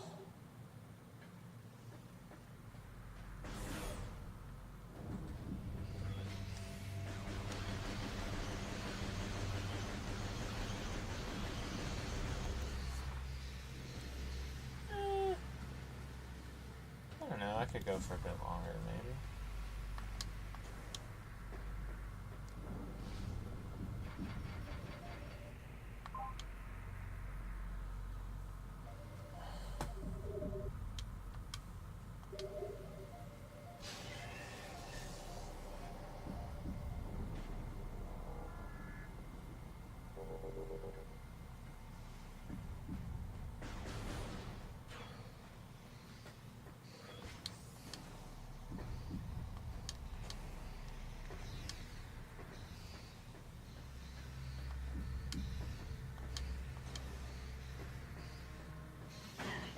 Ow.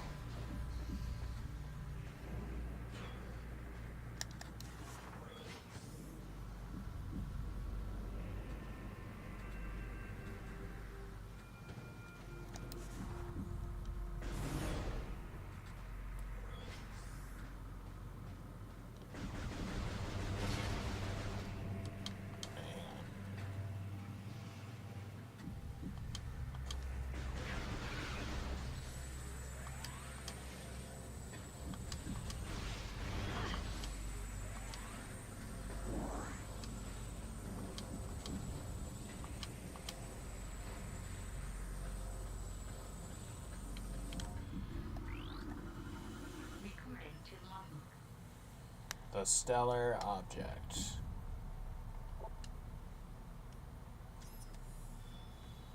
By the time we detected the stellar object as it streaked toward our world, it was too late to stop it.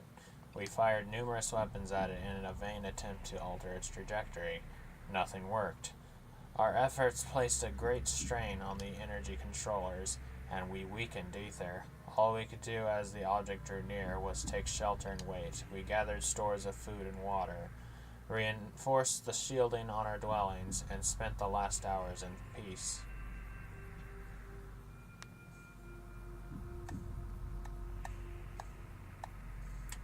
Well, here's the $1,000,000 question.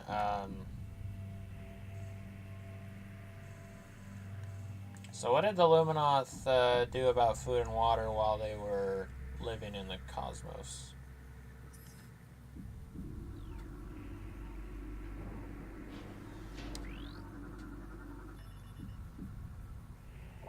They had some kind of food plan, some food prescription, you know.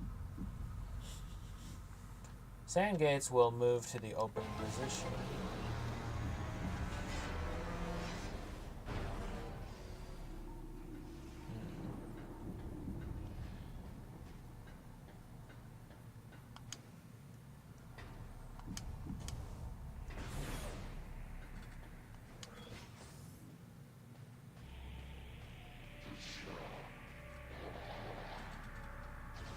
Oh, hey! So much for sneaking up on him.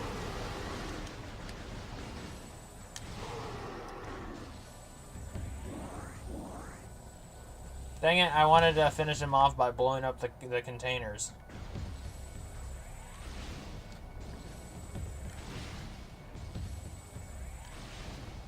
I think that's the first time that they actually did notice me before I killed them, you know.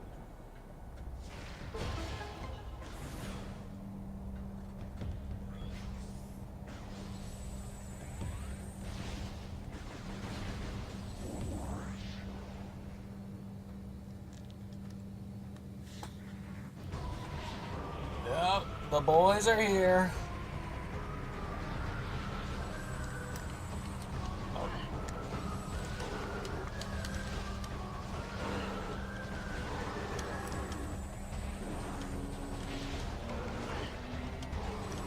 Whoa, that was pretty cool. It rolled away, but then the missile still got him.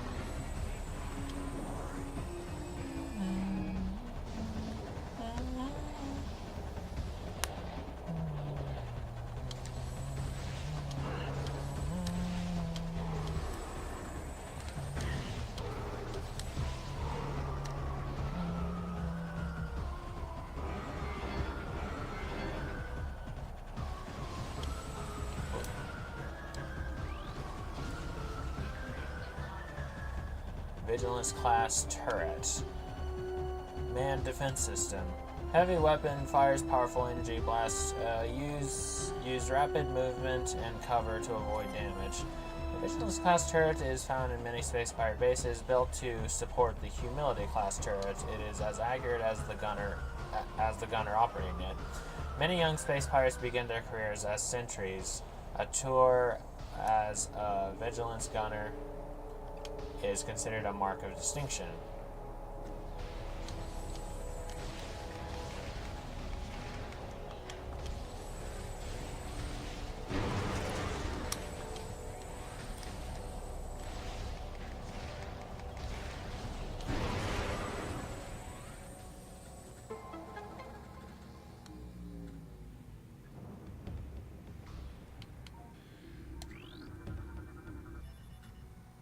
Structural analysis complete.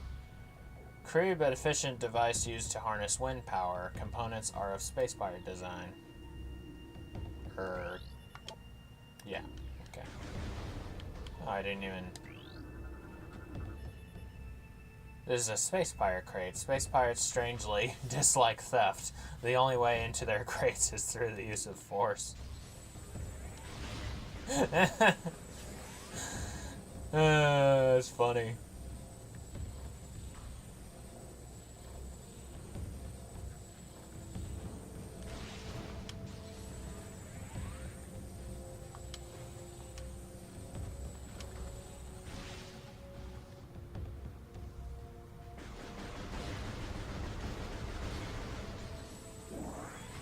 Well, yeah, Rules for thee, but not for me, as they say.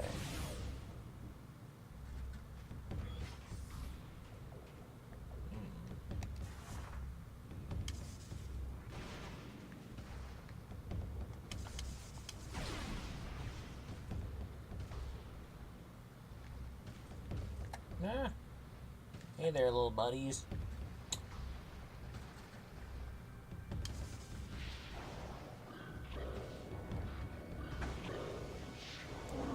This is such a cool part right here. You're just going in and just a little bit of visual storytelling. You see these guys just hanging around, and then they activate the portal, and then they're just rushing in.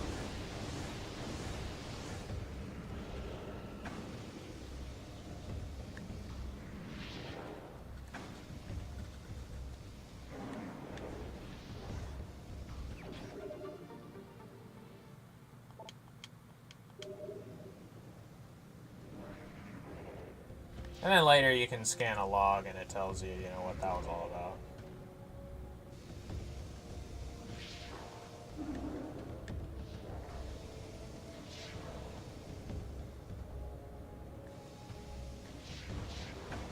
Ow.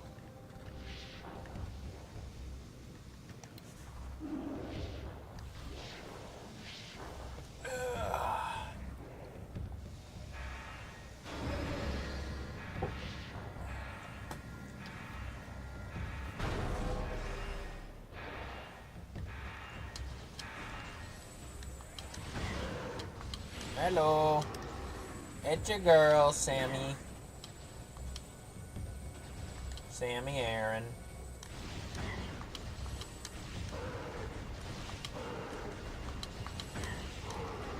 Or Sammy Wren, we could say.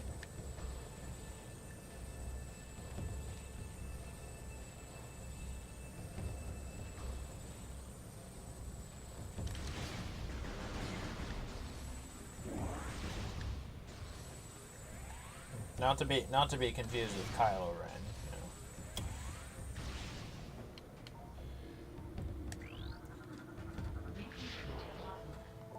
Dark Aether, transdimensional duplicate of planet Aether. Can't determine origin of Aether's dark twin. Contains high levels of phazon ore. Native bioforms attack on sight.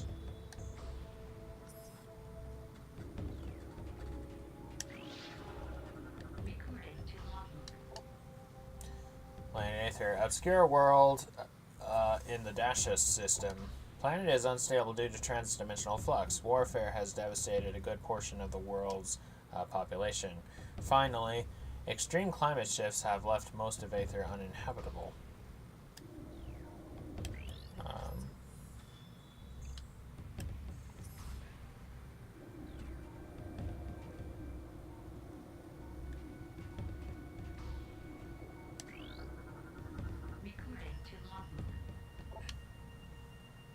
Phazon raids. Phazon extraction raids are underway on Dark Aether. The toxicity of the atmosphere has taken a toll on our workforce, as have the hostile natives of that world. Science team is preparing survival gear to protect our work teams, and we have increased our security presence in extraction areas. Fortunately, High Command is sending more troops and supplies. Our troops and resources are spread dangerously thin, and this mission cannot fail. Makes me wonder who's in charge, because at this time, Ridley is rather out of commission at the moment, and Mother Brain is destroyed. So, Metroid officer report.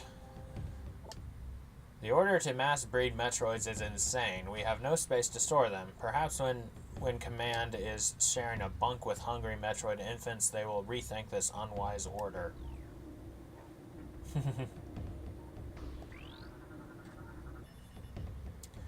Medical report.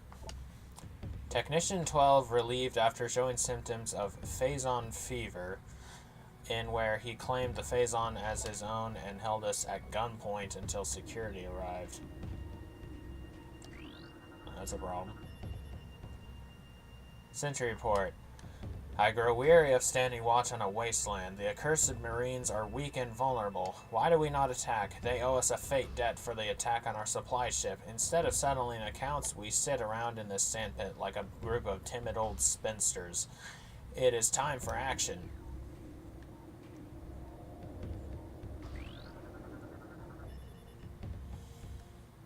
Dark Aether Transit 424 complete. Radiation levels within tolerances. Dark Cannon operating at full power. No signs of instability detected. Cooldown cycle underway. Security analysis complete. Unable to bypass Space Pirate security. Portal control access denied. Find an alternate method of accessing portal control. This rift portal is inactive. The portal field can be energized with dark energy. Walk into an energized portal to transport to dark ether.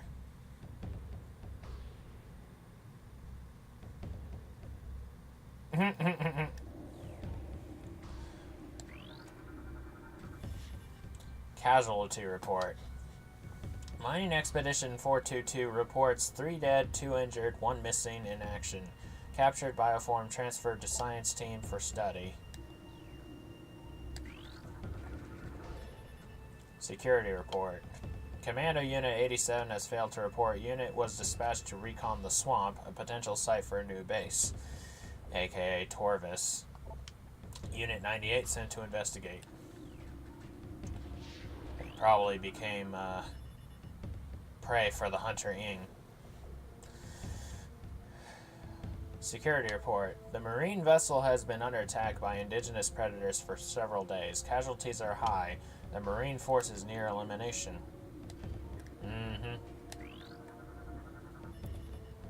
Metroid energy report. Until we recover more phazon, we rely on Metroids for power. Command has authorized mass breeding of Metroids for this purpose. That's interesting. They find that they can generate power, or they basically use Metroids as batteries.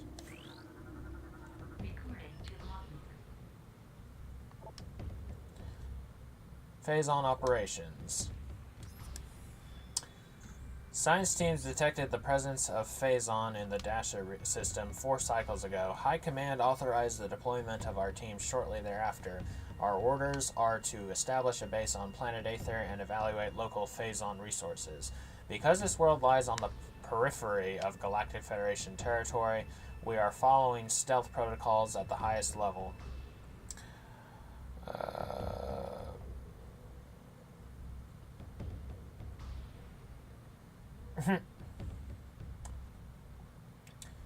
At the highest level, a cadre of elite commandos has been dispatched to provide security for our force as well. This operation is now underway.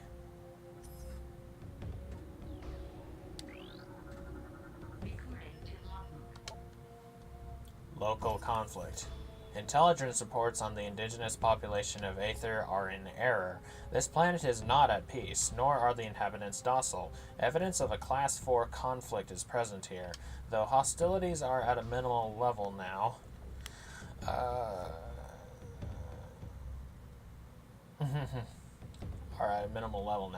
Our territory has suffered several raids by a strange type of shadowy creature. These raids have caused considerable damage, and we have requested more combat troops in response.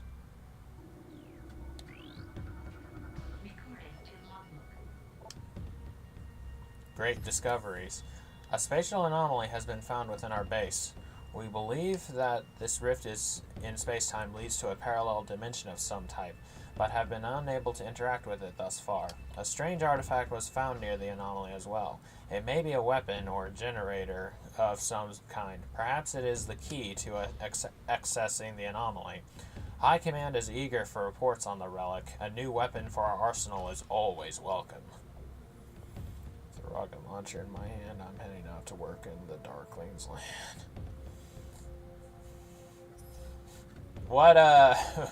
What tune is this supposed to be to? Rift portal. The rift portal has been opened. The artifact weapon, dubbed the Dark Beam by Science Team, provides the energy needed to open the portal, although for a limited time. We've sent expeditions through the portal, and they have returned with incredible news. The portal leads to a parallel version of Aether. This dark Aether has suffered a global calamity, turning it into a toxic wasteland. It is the homeworld of the shadowy creatures who have been raiding our base for the last cycle. Most importantly, it is the prime location of Phazon in this sector. Extraction plans are being prepared. We will not be denied. Lol. It's funny how the...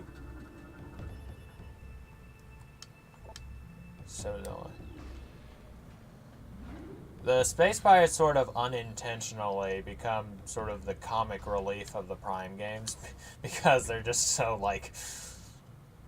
you know, they're just so upset that the Chozo ghosts are like defending their ruins, and they're like, we will make them pay for such arrogance, or even ghosts can be destroyed, or and then especially and then some of the logs in this game in particular, some of them just have such attitude.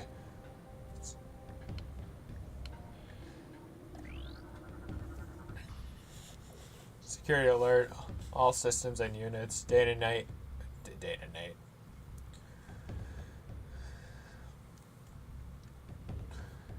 Security alert, all systems and units, data net has been compromised. Why is that hard to read? The hunter has hacked our data net. All of our secrets are now hers. She cannot be allowed to escape. Terminate her on sight. Security alert, all units to battle stations. The Dark Hunter has breached the Metroid production facility. Protect Phazon's supply at all costs. Death to the Dark Hunter. Glory to the Space Pirates. Sure. Alright.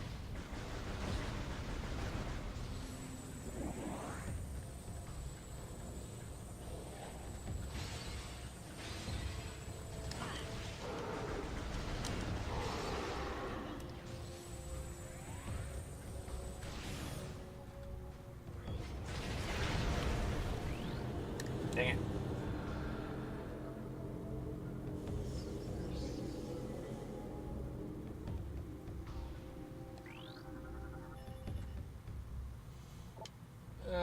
Not sure.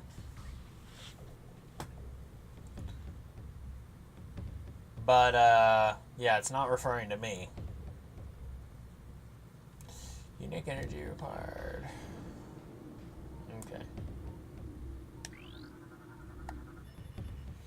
Metroid brood generation underway. Protocol 3 in effect until further notice. Exercise extreme caution when dealing with the birthing or storage of newborns. Remember, infant Metroids are not pets. Now you... Federation attack. Another disaster. The transport bringing our reinforcements and supplies has been shot down. It was engaged in orbit by a Federation vessel, which has landed near the alien temple. It's only a matter of time before the Marines attack. Survivors from our ship have made their way to our base. Here we shall make our stand. Another enemy. First the Shadowlings, then the Dark Hunter, and now the Galactic Federation Marine Corps. Perhaps fate will smile upon us before the world itself opens its maw and swallows us.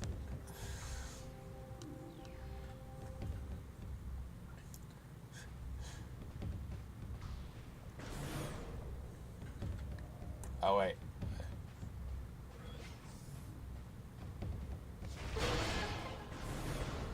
To a certain extent, you kind of gotta feel bad for the Space Pirates and everything they go through. I mean, they deserve every bit of it, but it's just like, man, you guys really put up with a lot of abuse. Phazon collection report.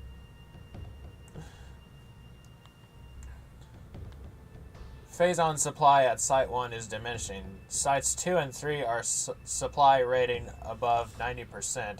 Site 4 remains a problem due to high presence of hostile bioforms. Planetary Stability Report. Planetary energy is at critical, creating violent climate changes and tectonic shifts. Unless these conditions can be reversed, global destruction is inevitable. Dark Hunter analysis. Scans of the Dark Hunter have revealed she grows stronger as she consumes Phazon. Already a class Platinum AAA threat level, we shudder to think of her power level if she consumes our entire Phazon supply.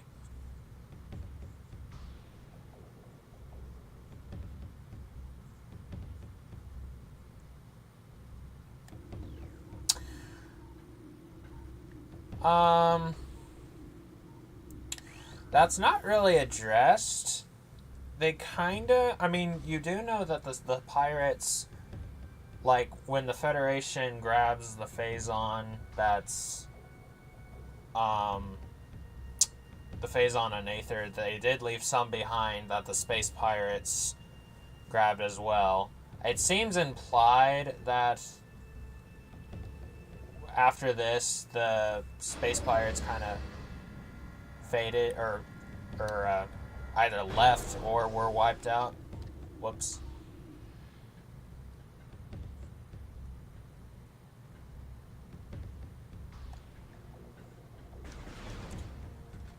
That, or when the GFS Anhur came here, that's when they took out, like, the remaining space pirates, and then helped the Luminoth dismantle all of the space pirate stuff here.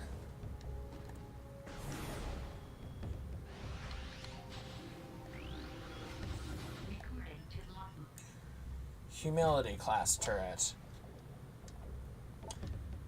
Beam weapon, variant of captured Federation turret. Evade its fire with quick movement. The space pirates copied captured Federation Growler turrets, but found the cannon unit inadequate. They replaced the Growler's weapon with a powerful galvanic accelerator cannon.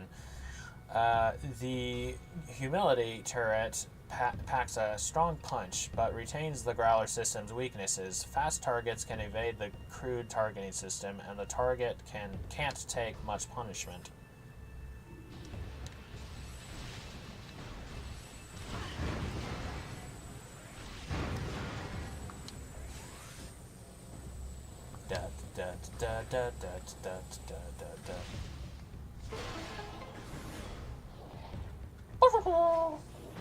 Hey, where are you going? Whoa. Hey, no fair.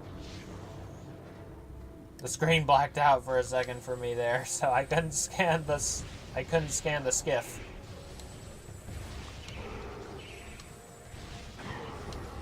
Boy, those guys just got the heck out of Dodge.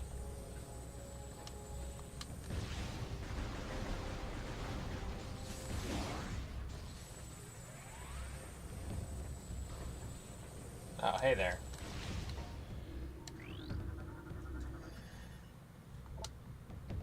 Containment field is keeping Metroid subject in a constant state of agitation. It is unable to enter sleep cycles. Gee. That's kind of sad, really.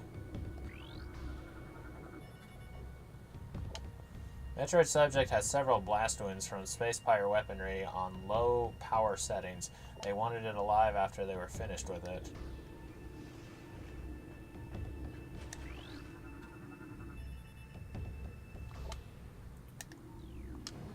Pirates, take care of your pets. I know. Metroids aren't pets. Nah.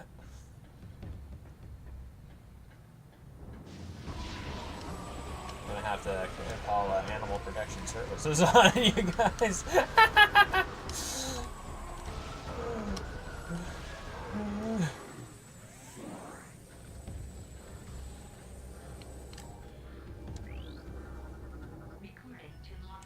Talon Metroid.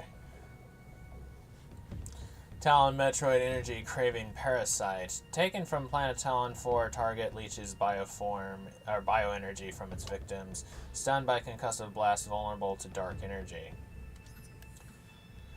Space pirates harvest and enslave Metroids for use in their operations. The Talon Metroid will latch onto prey with powerful pincers, then proceed to drain its life energy. This causes the creature to grow in size and mass. The creatures are vulnerable to the chilling effect of dark energy, and can be detached by entering Morph Ball mode and deploying a bomb. Classic.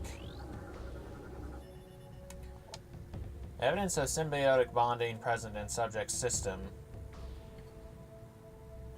Subject is barely alive and is periodically leached of its bioenergy by Metroids. Oh dear. I wonder if that guy was like starting to get got by a Darkling or something. And so they're like, alright, throw him in with the Metroids. Metroid subject is suffering from food poisoning. It has ingested several pet treats and space pirate rations. These do not agree with its digestive system.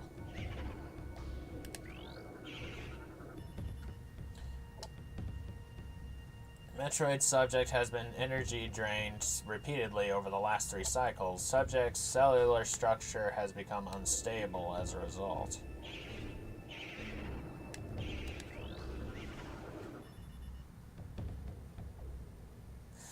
I guess that explains why these Metroids are red, because they're being used to power stuff, so their energy is being drained, so it's affecting them physically. Metroid subject is heavily scarred. Wounds appear to be from repeated contact with its containment field, most likely received while attempting to escape. The blue one first. Metroid handling protocols. Metroids are not pets. Metroids are not for target practice. Finally, unauthorized feeding of Metroids is still strictly prohibited. You know you have to write a rule when.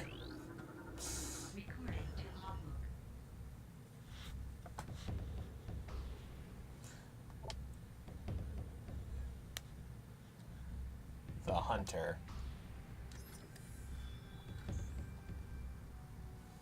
Samus Aran, the accursed hunter, has arrived. The sudden arrival of the hunter is strange enough, but her actions are stranger still. She does not seek our destruction, but our Phazon. With each raid, she steals Phazon ore, only killing those who attempt to deny her. What she needs it for, we do not know, though science team suspects she requires it to power her new armor suit. Dark in color, it is equipped with strange new weapons. The troops now call her the Dark Hunter. It is a fitting title.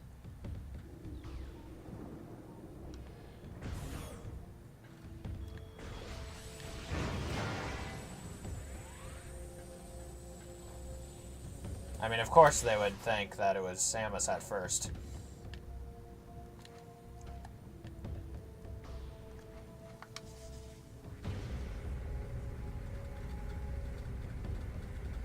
Who wouldn't?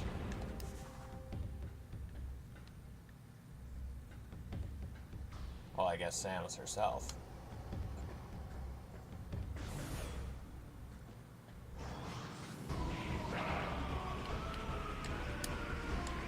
Ah, yes.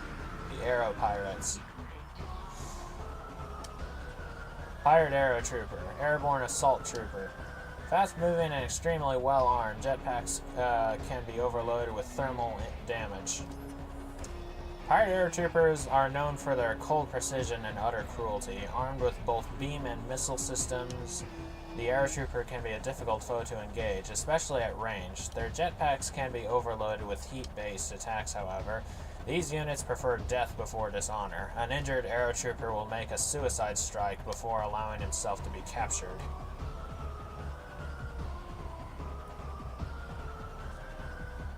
Oh, hello. Welcome to the stream.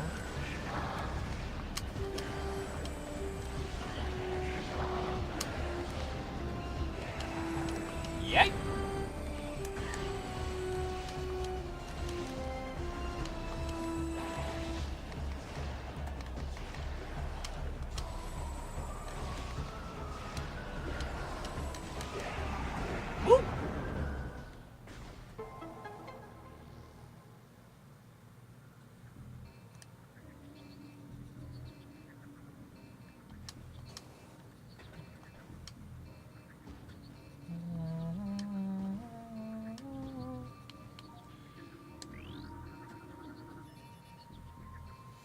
Space price gives the power harnessing system online. Process move to position 1. Extreme caution recommended.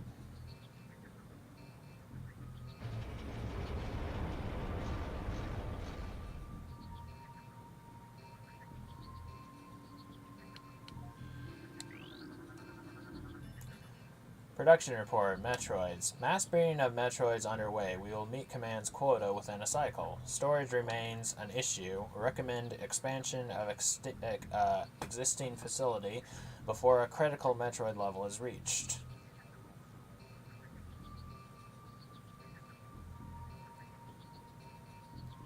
Yeah. Just a plane. Maintenance report. Energy containment field generators have failed 3 times. I fear for our safety. We're out of spare parts. One more failure and we're finished.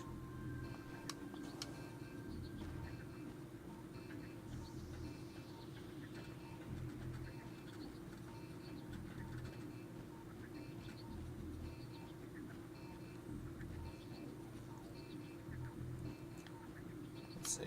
Is that way the door? That way is the door. Okay.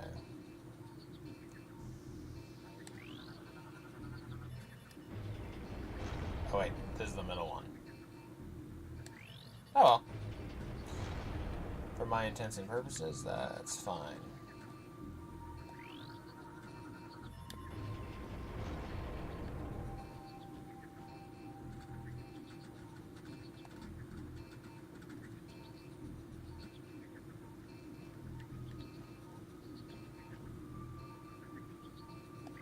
I actually had no idea for the longest time that when you say for my intensive purposes or whatever, I didn't realize that was wrong. Termination report. Metro Unit 318 was put down today after a failed domestication session. Metroid Unit refused commands and terminated one of its handlers before it was subdued. Well, shoot.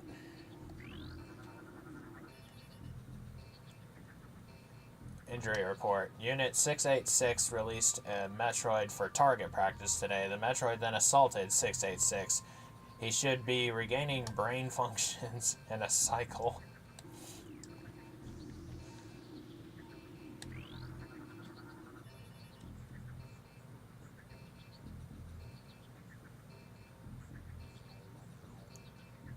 Theft report.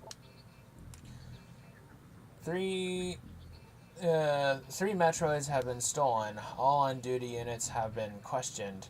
Whereabouts of Metroids unknown.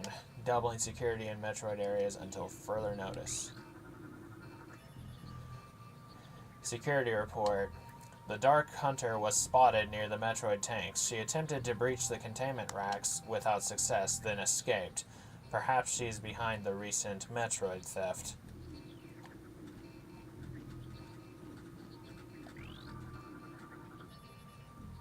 Training report. Science team believes the Metroids can be trained. After several cycles of trying, I believe science team has vapor for brains. I've lost 2 assistants to the wretched little things.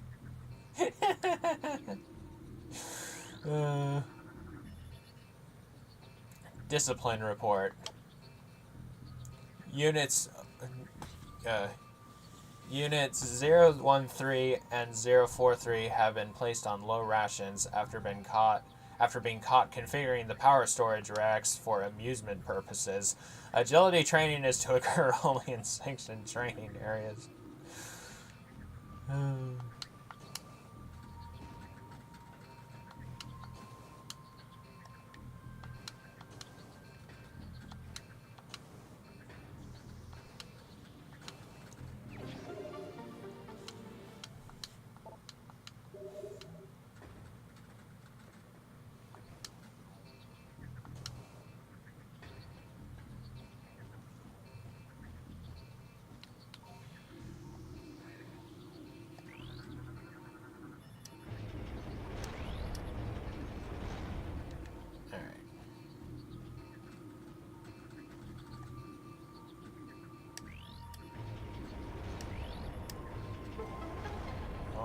almost.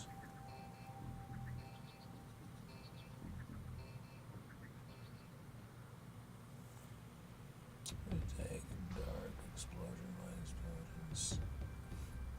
Take all the supercharge for the beams. Oh, the beam combos? Yeah. Those are fun.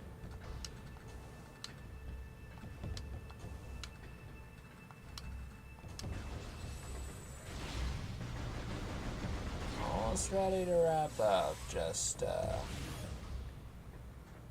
one more little adventure.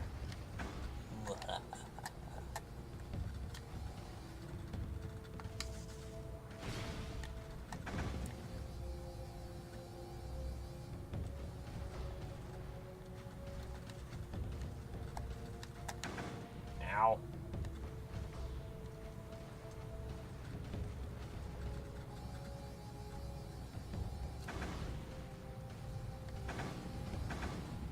Yeah, screw it.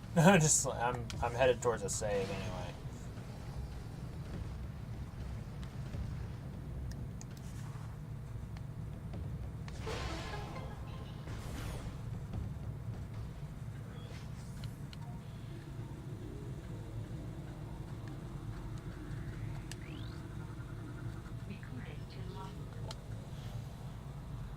Security breach. The Dark Hunter teleports into the base at will. Our security has proven next to useless against her. Her latest raid was disastrous. Not only did we lose more phase onto her, but she also crippled the stealth field generator with her strange new weapons. We are exposed.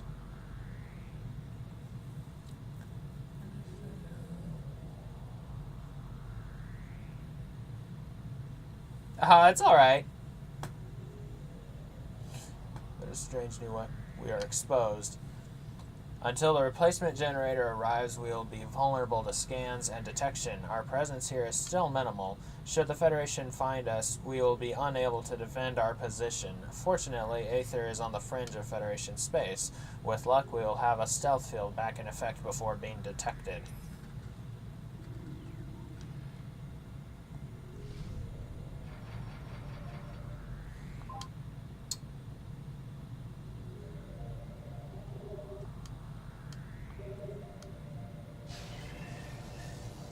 Alright, in the words of Doc Ock,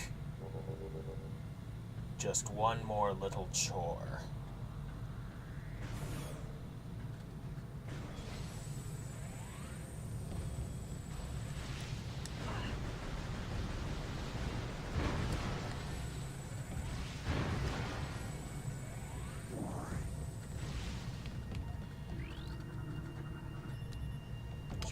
Stress fractures detected, decomposure of brimstone alloy within wall has weakened it. Structural integrity critical. I wonder if it's called brimstone because it's like something that's found in like Brinstar.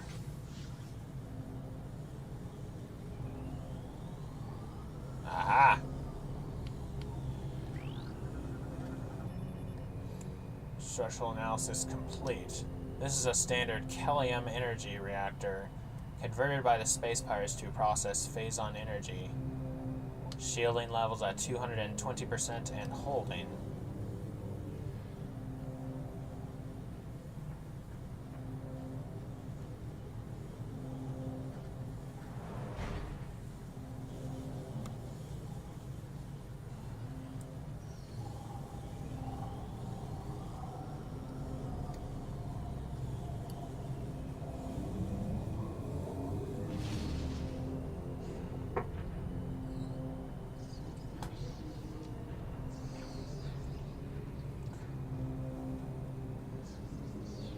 Oh boy, it's about to go down.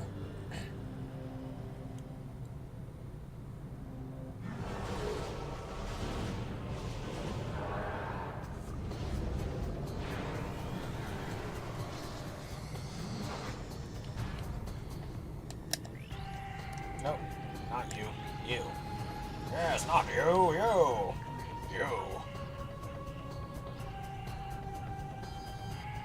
Yeah, exactly. Dark Samus, Phazon-powered entity. Powerful distance attacks. Phazon energy shield repels all weapons. Wait until it is down to attack. Avoid close contact with target.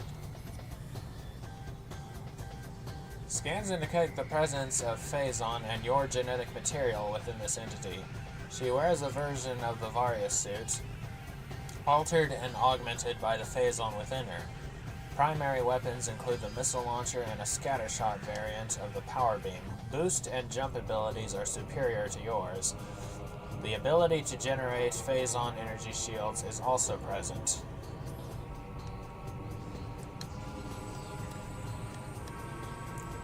Where are you? There you are.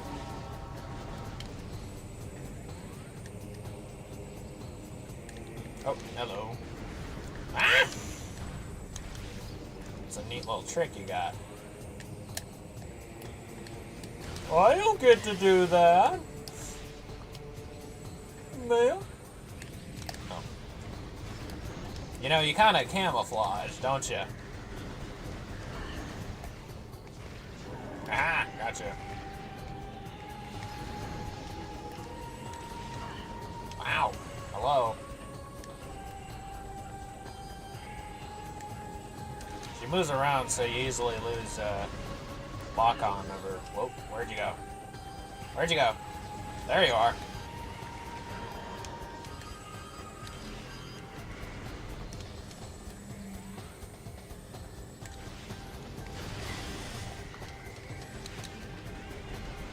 Although overall I do prefer, I think I do prefer the Prime 3 version of her this boss theme. At the same time, there is something about this. Fun fact, Dark Samus's French translation is Samson. Huh. That is a fun fact. Whoa, ow! Hey! Whoa. There's just drop performance there. Okay, there's not a new skin there. Ow.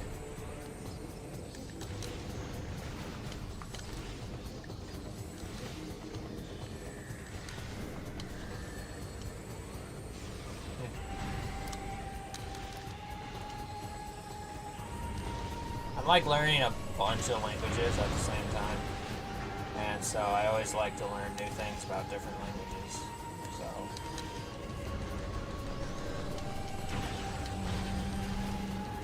but as I was saying, although overall I do prefer the Prime 3 version of this battle theme, I do really like, you know, this version as well. It's just, you know.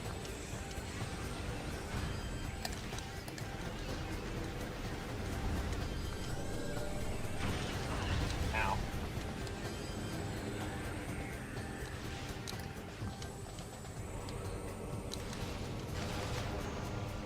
Finish it off with a missile. Or don't.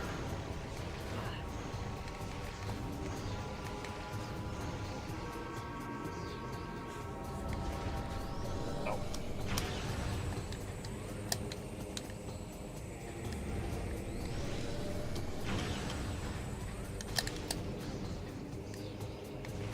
I want to see if I can. Gotcha!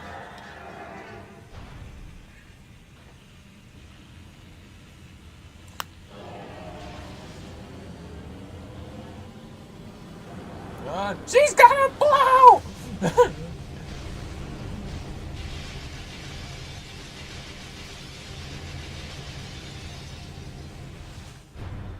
Hey, come on, nobody likes a sore loser.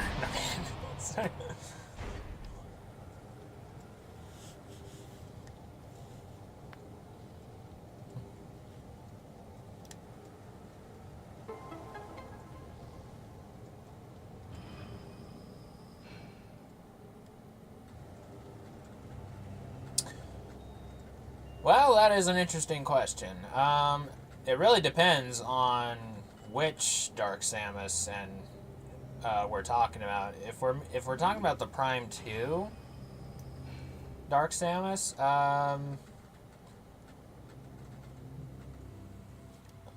arguably either way. However, if we're talking about the Prime 3 Dark Samus that can only be countered with Phazon, well, uh, that's an easy win for Dark Samus, I would say.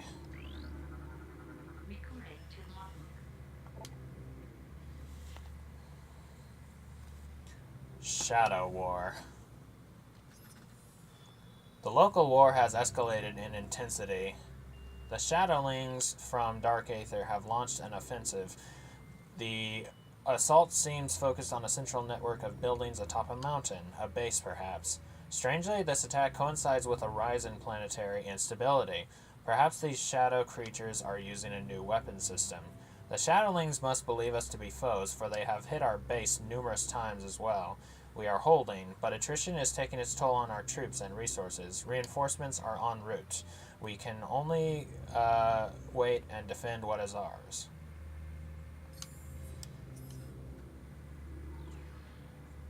Let's get ourselves a new weapon. I will say the new beam weapon animation in Prime 2 is my favorite. Like, compared to the Prime 1 one and then the Prime 3 one. Definitely my favorite. Hehehe. Dark beam acquired. Heck yeah.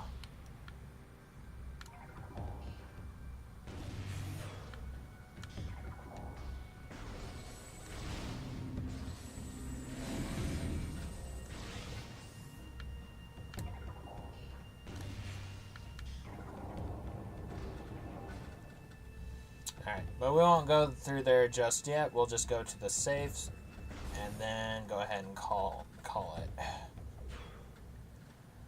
Because I've already been streaming for well over 2 hours, but hey.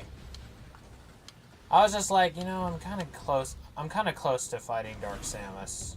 It's like, kind of close, but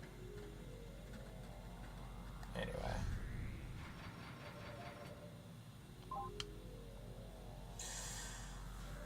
All right.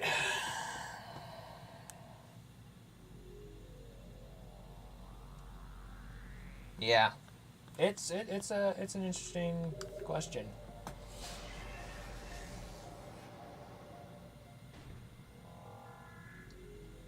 Now, let's say you like the SAX got hit with Dark Samus's Phazon, and then that seriously really changed it up into this horrifying abomination monstrosity. Arguably the most deadly thing ever.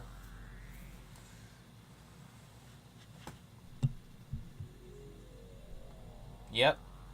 Yes, sir. Alright, well, thank you all so much for watching. As always, God bless, and I hope to see y'all next time for some more Prime 2. Or Half-Life 2. I actually didn't do a Half-Life 2 premiere this week because I ran out of time editing and I was preoccupied with other things. But anyway. Ciao.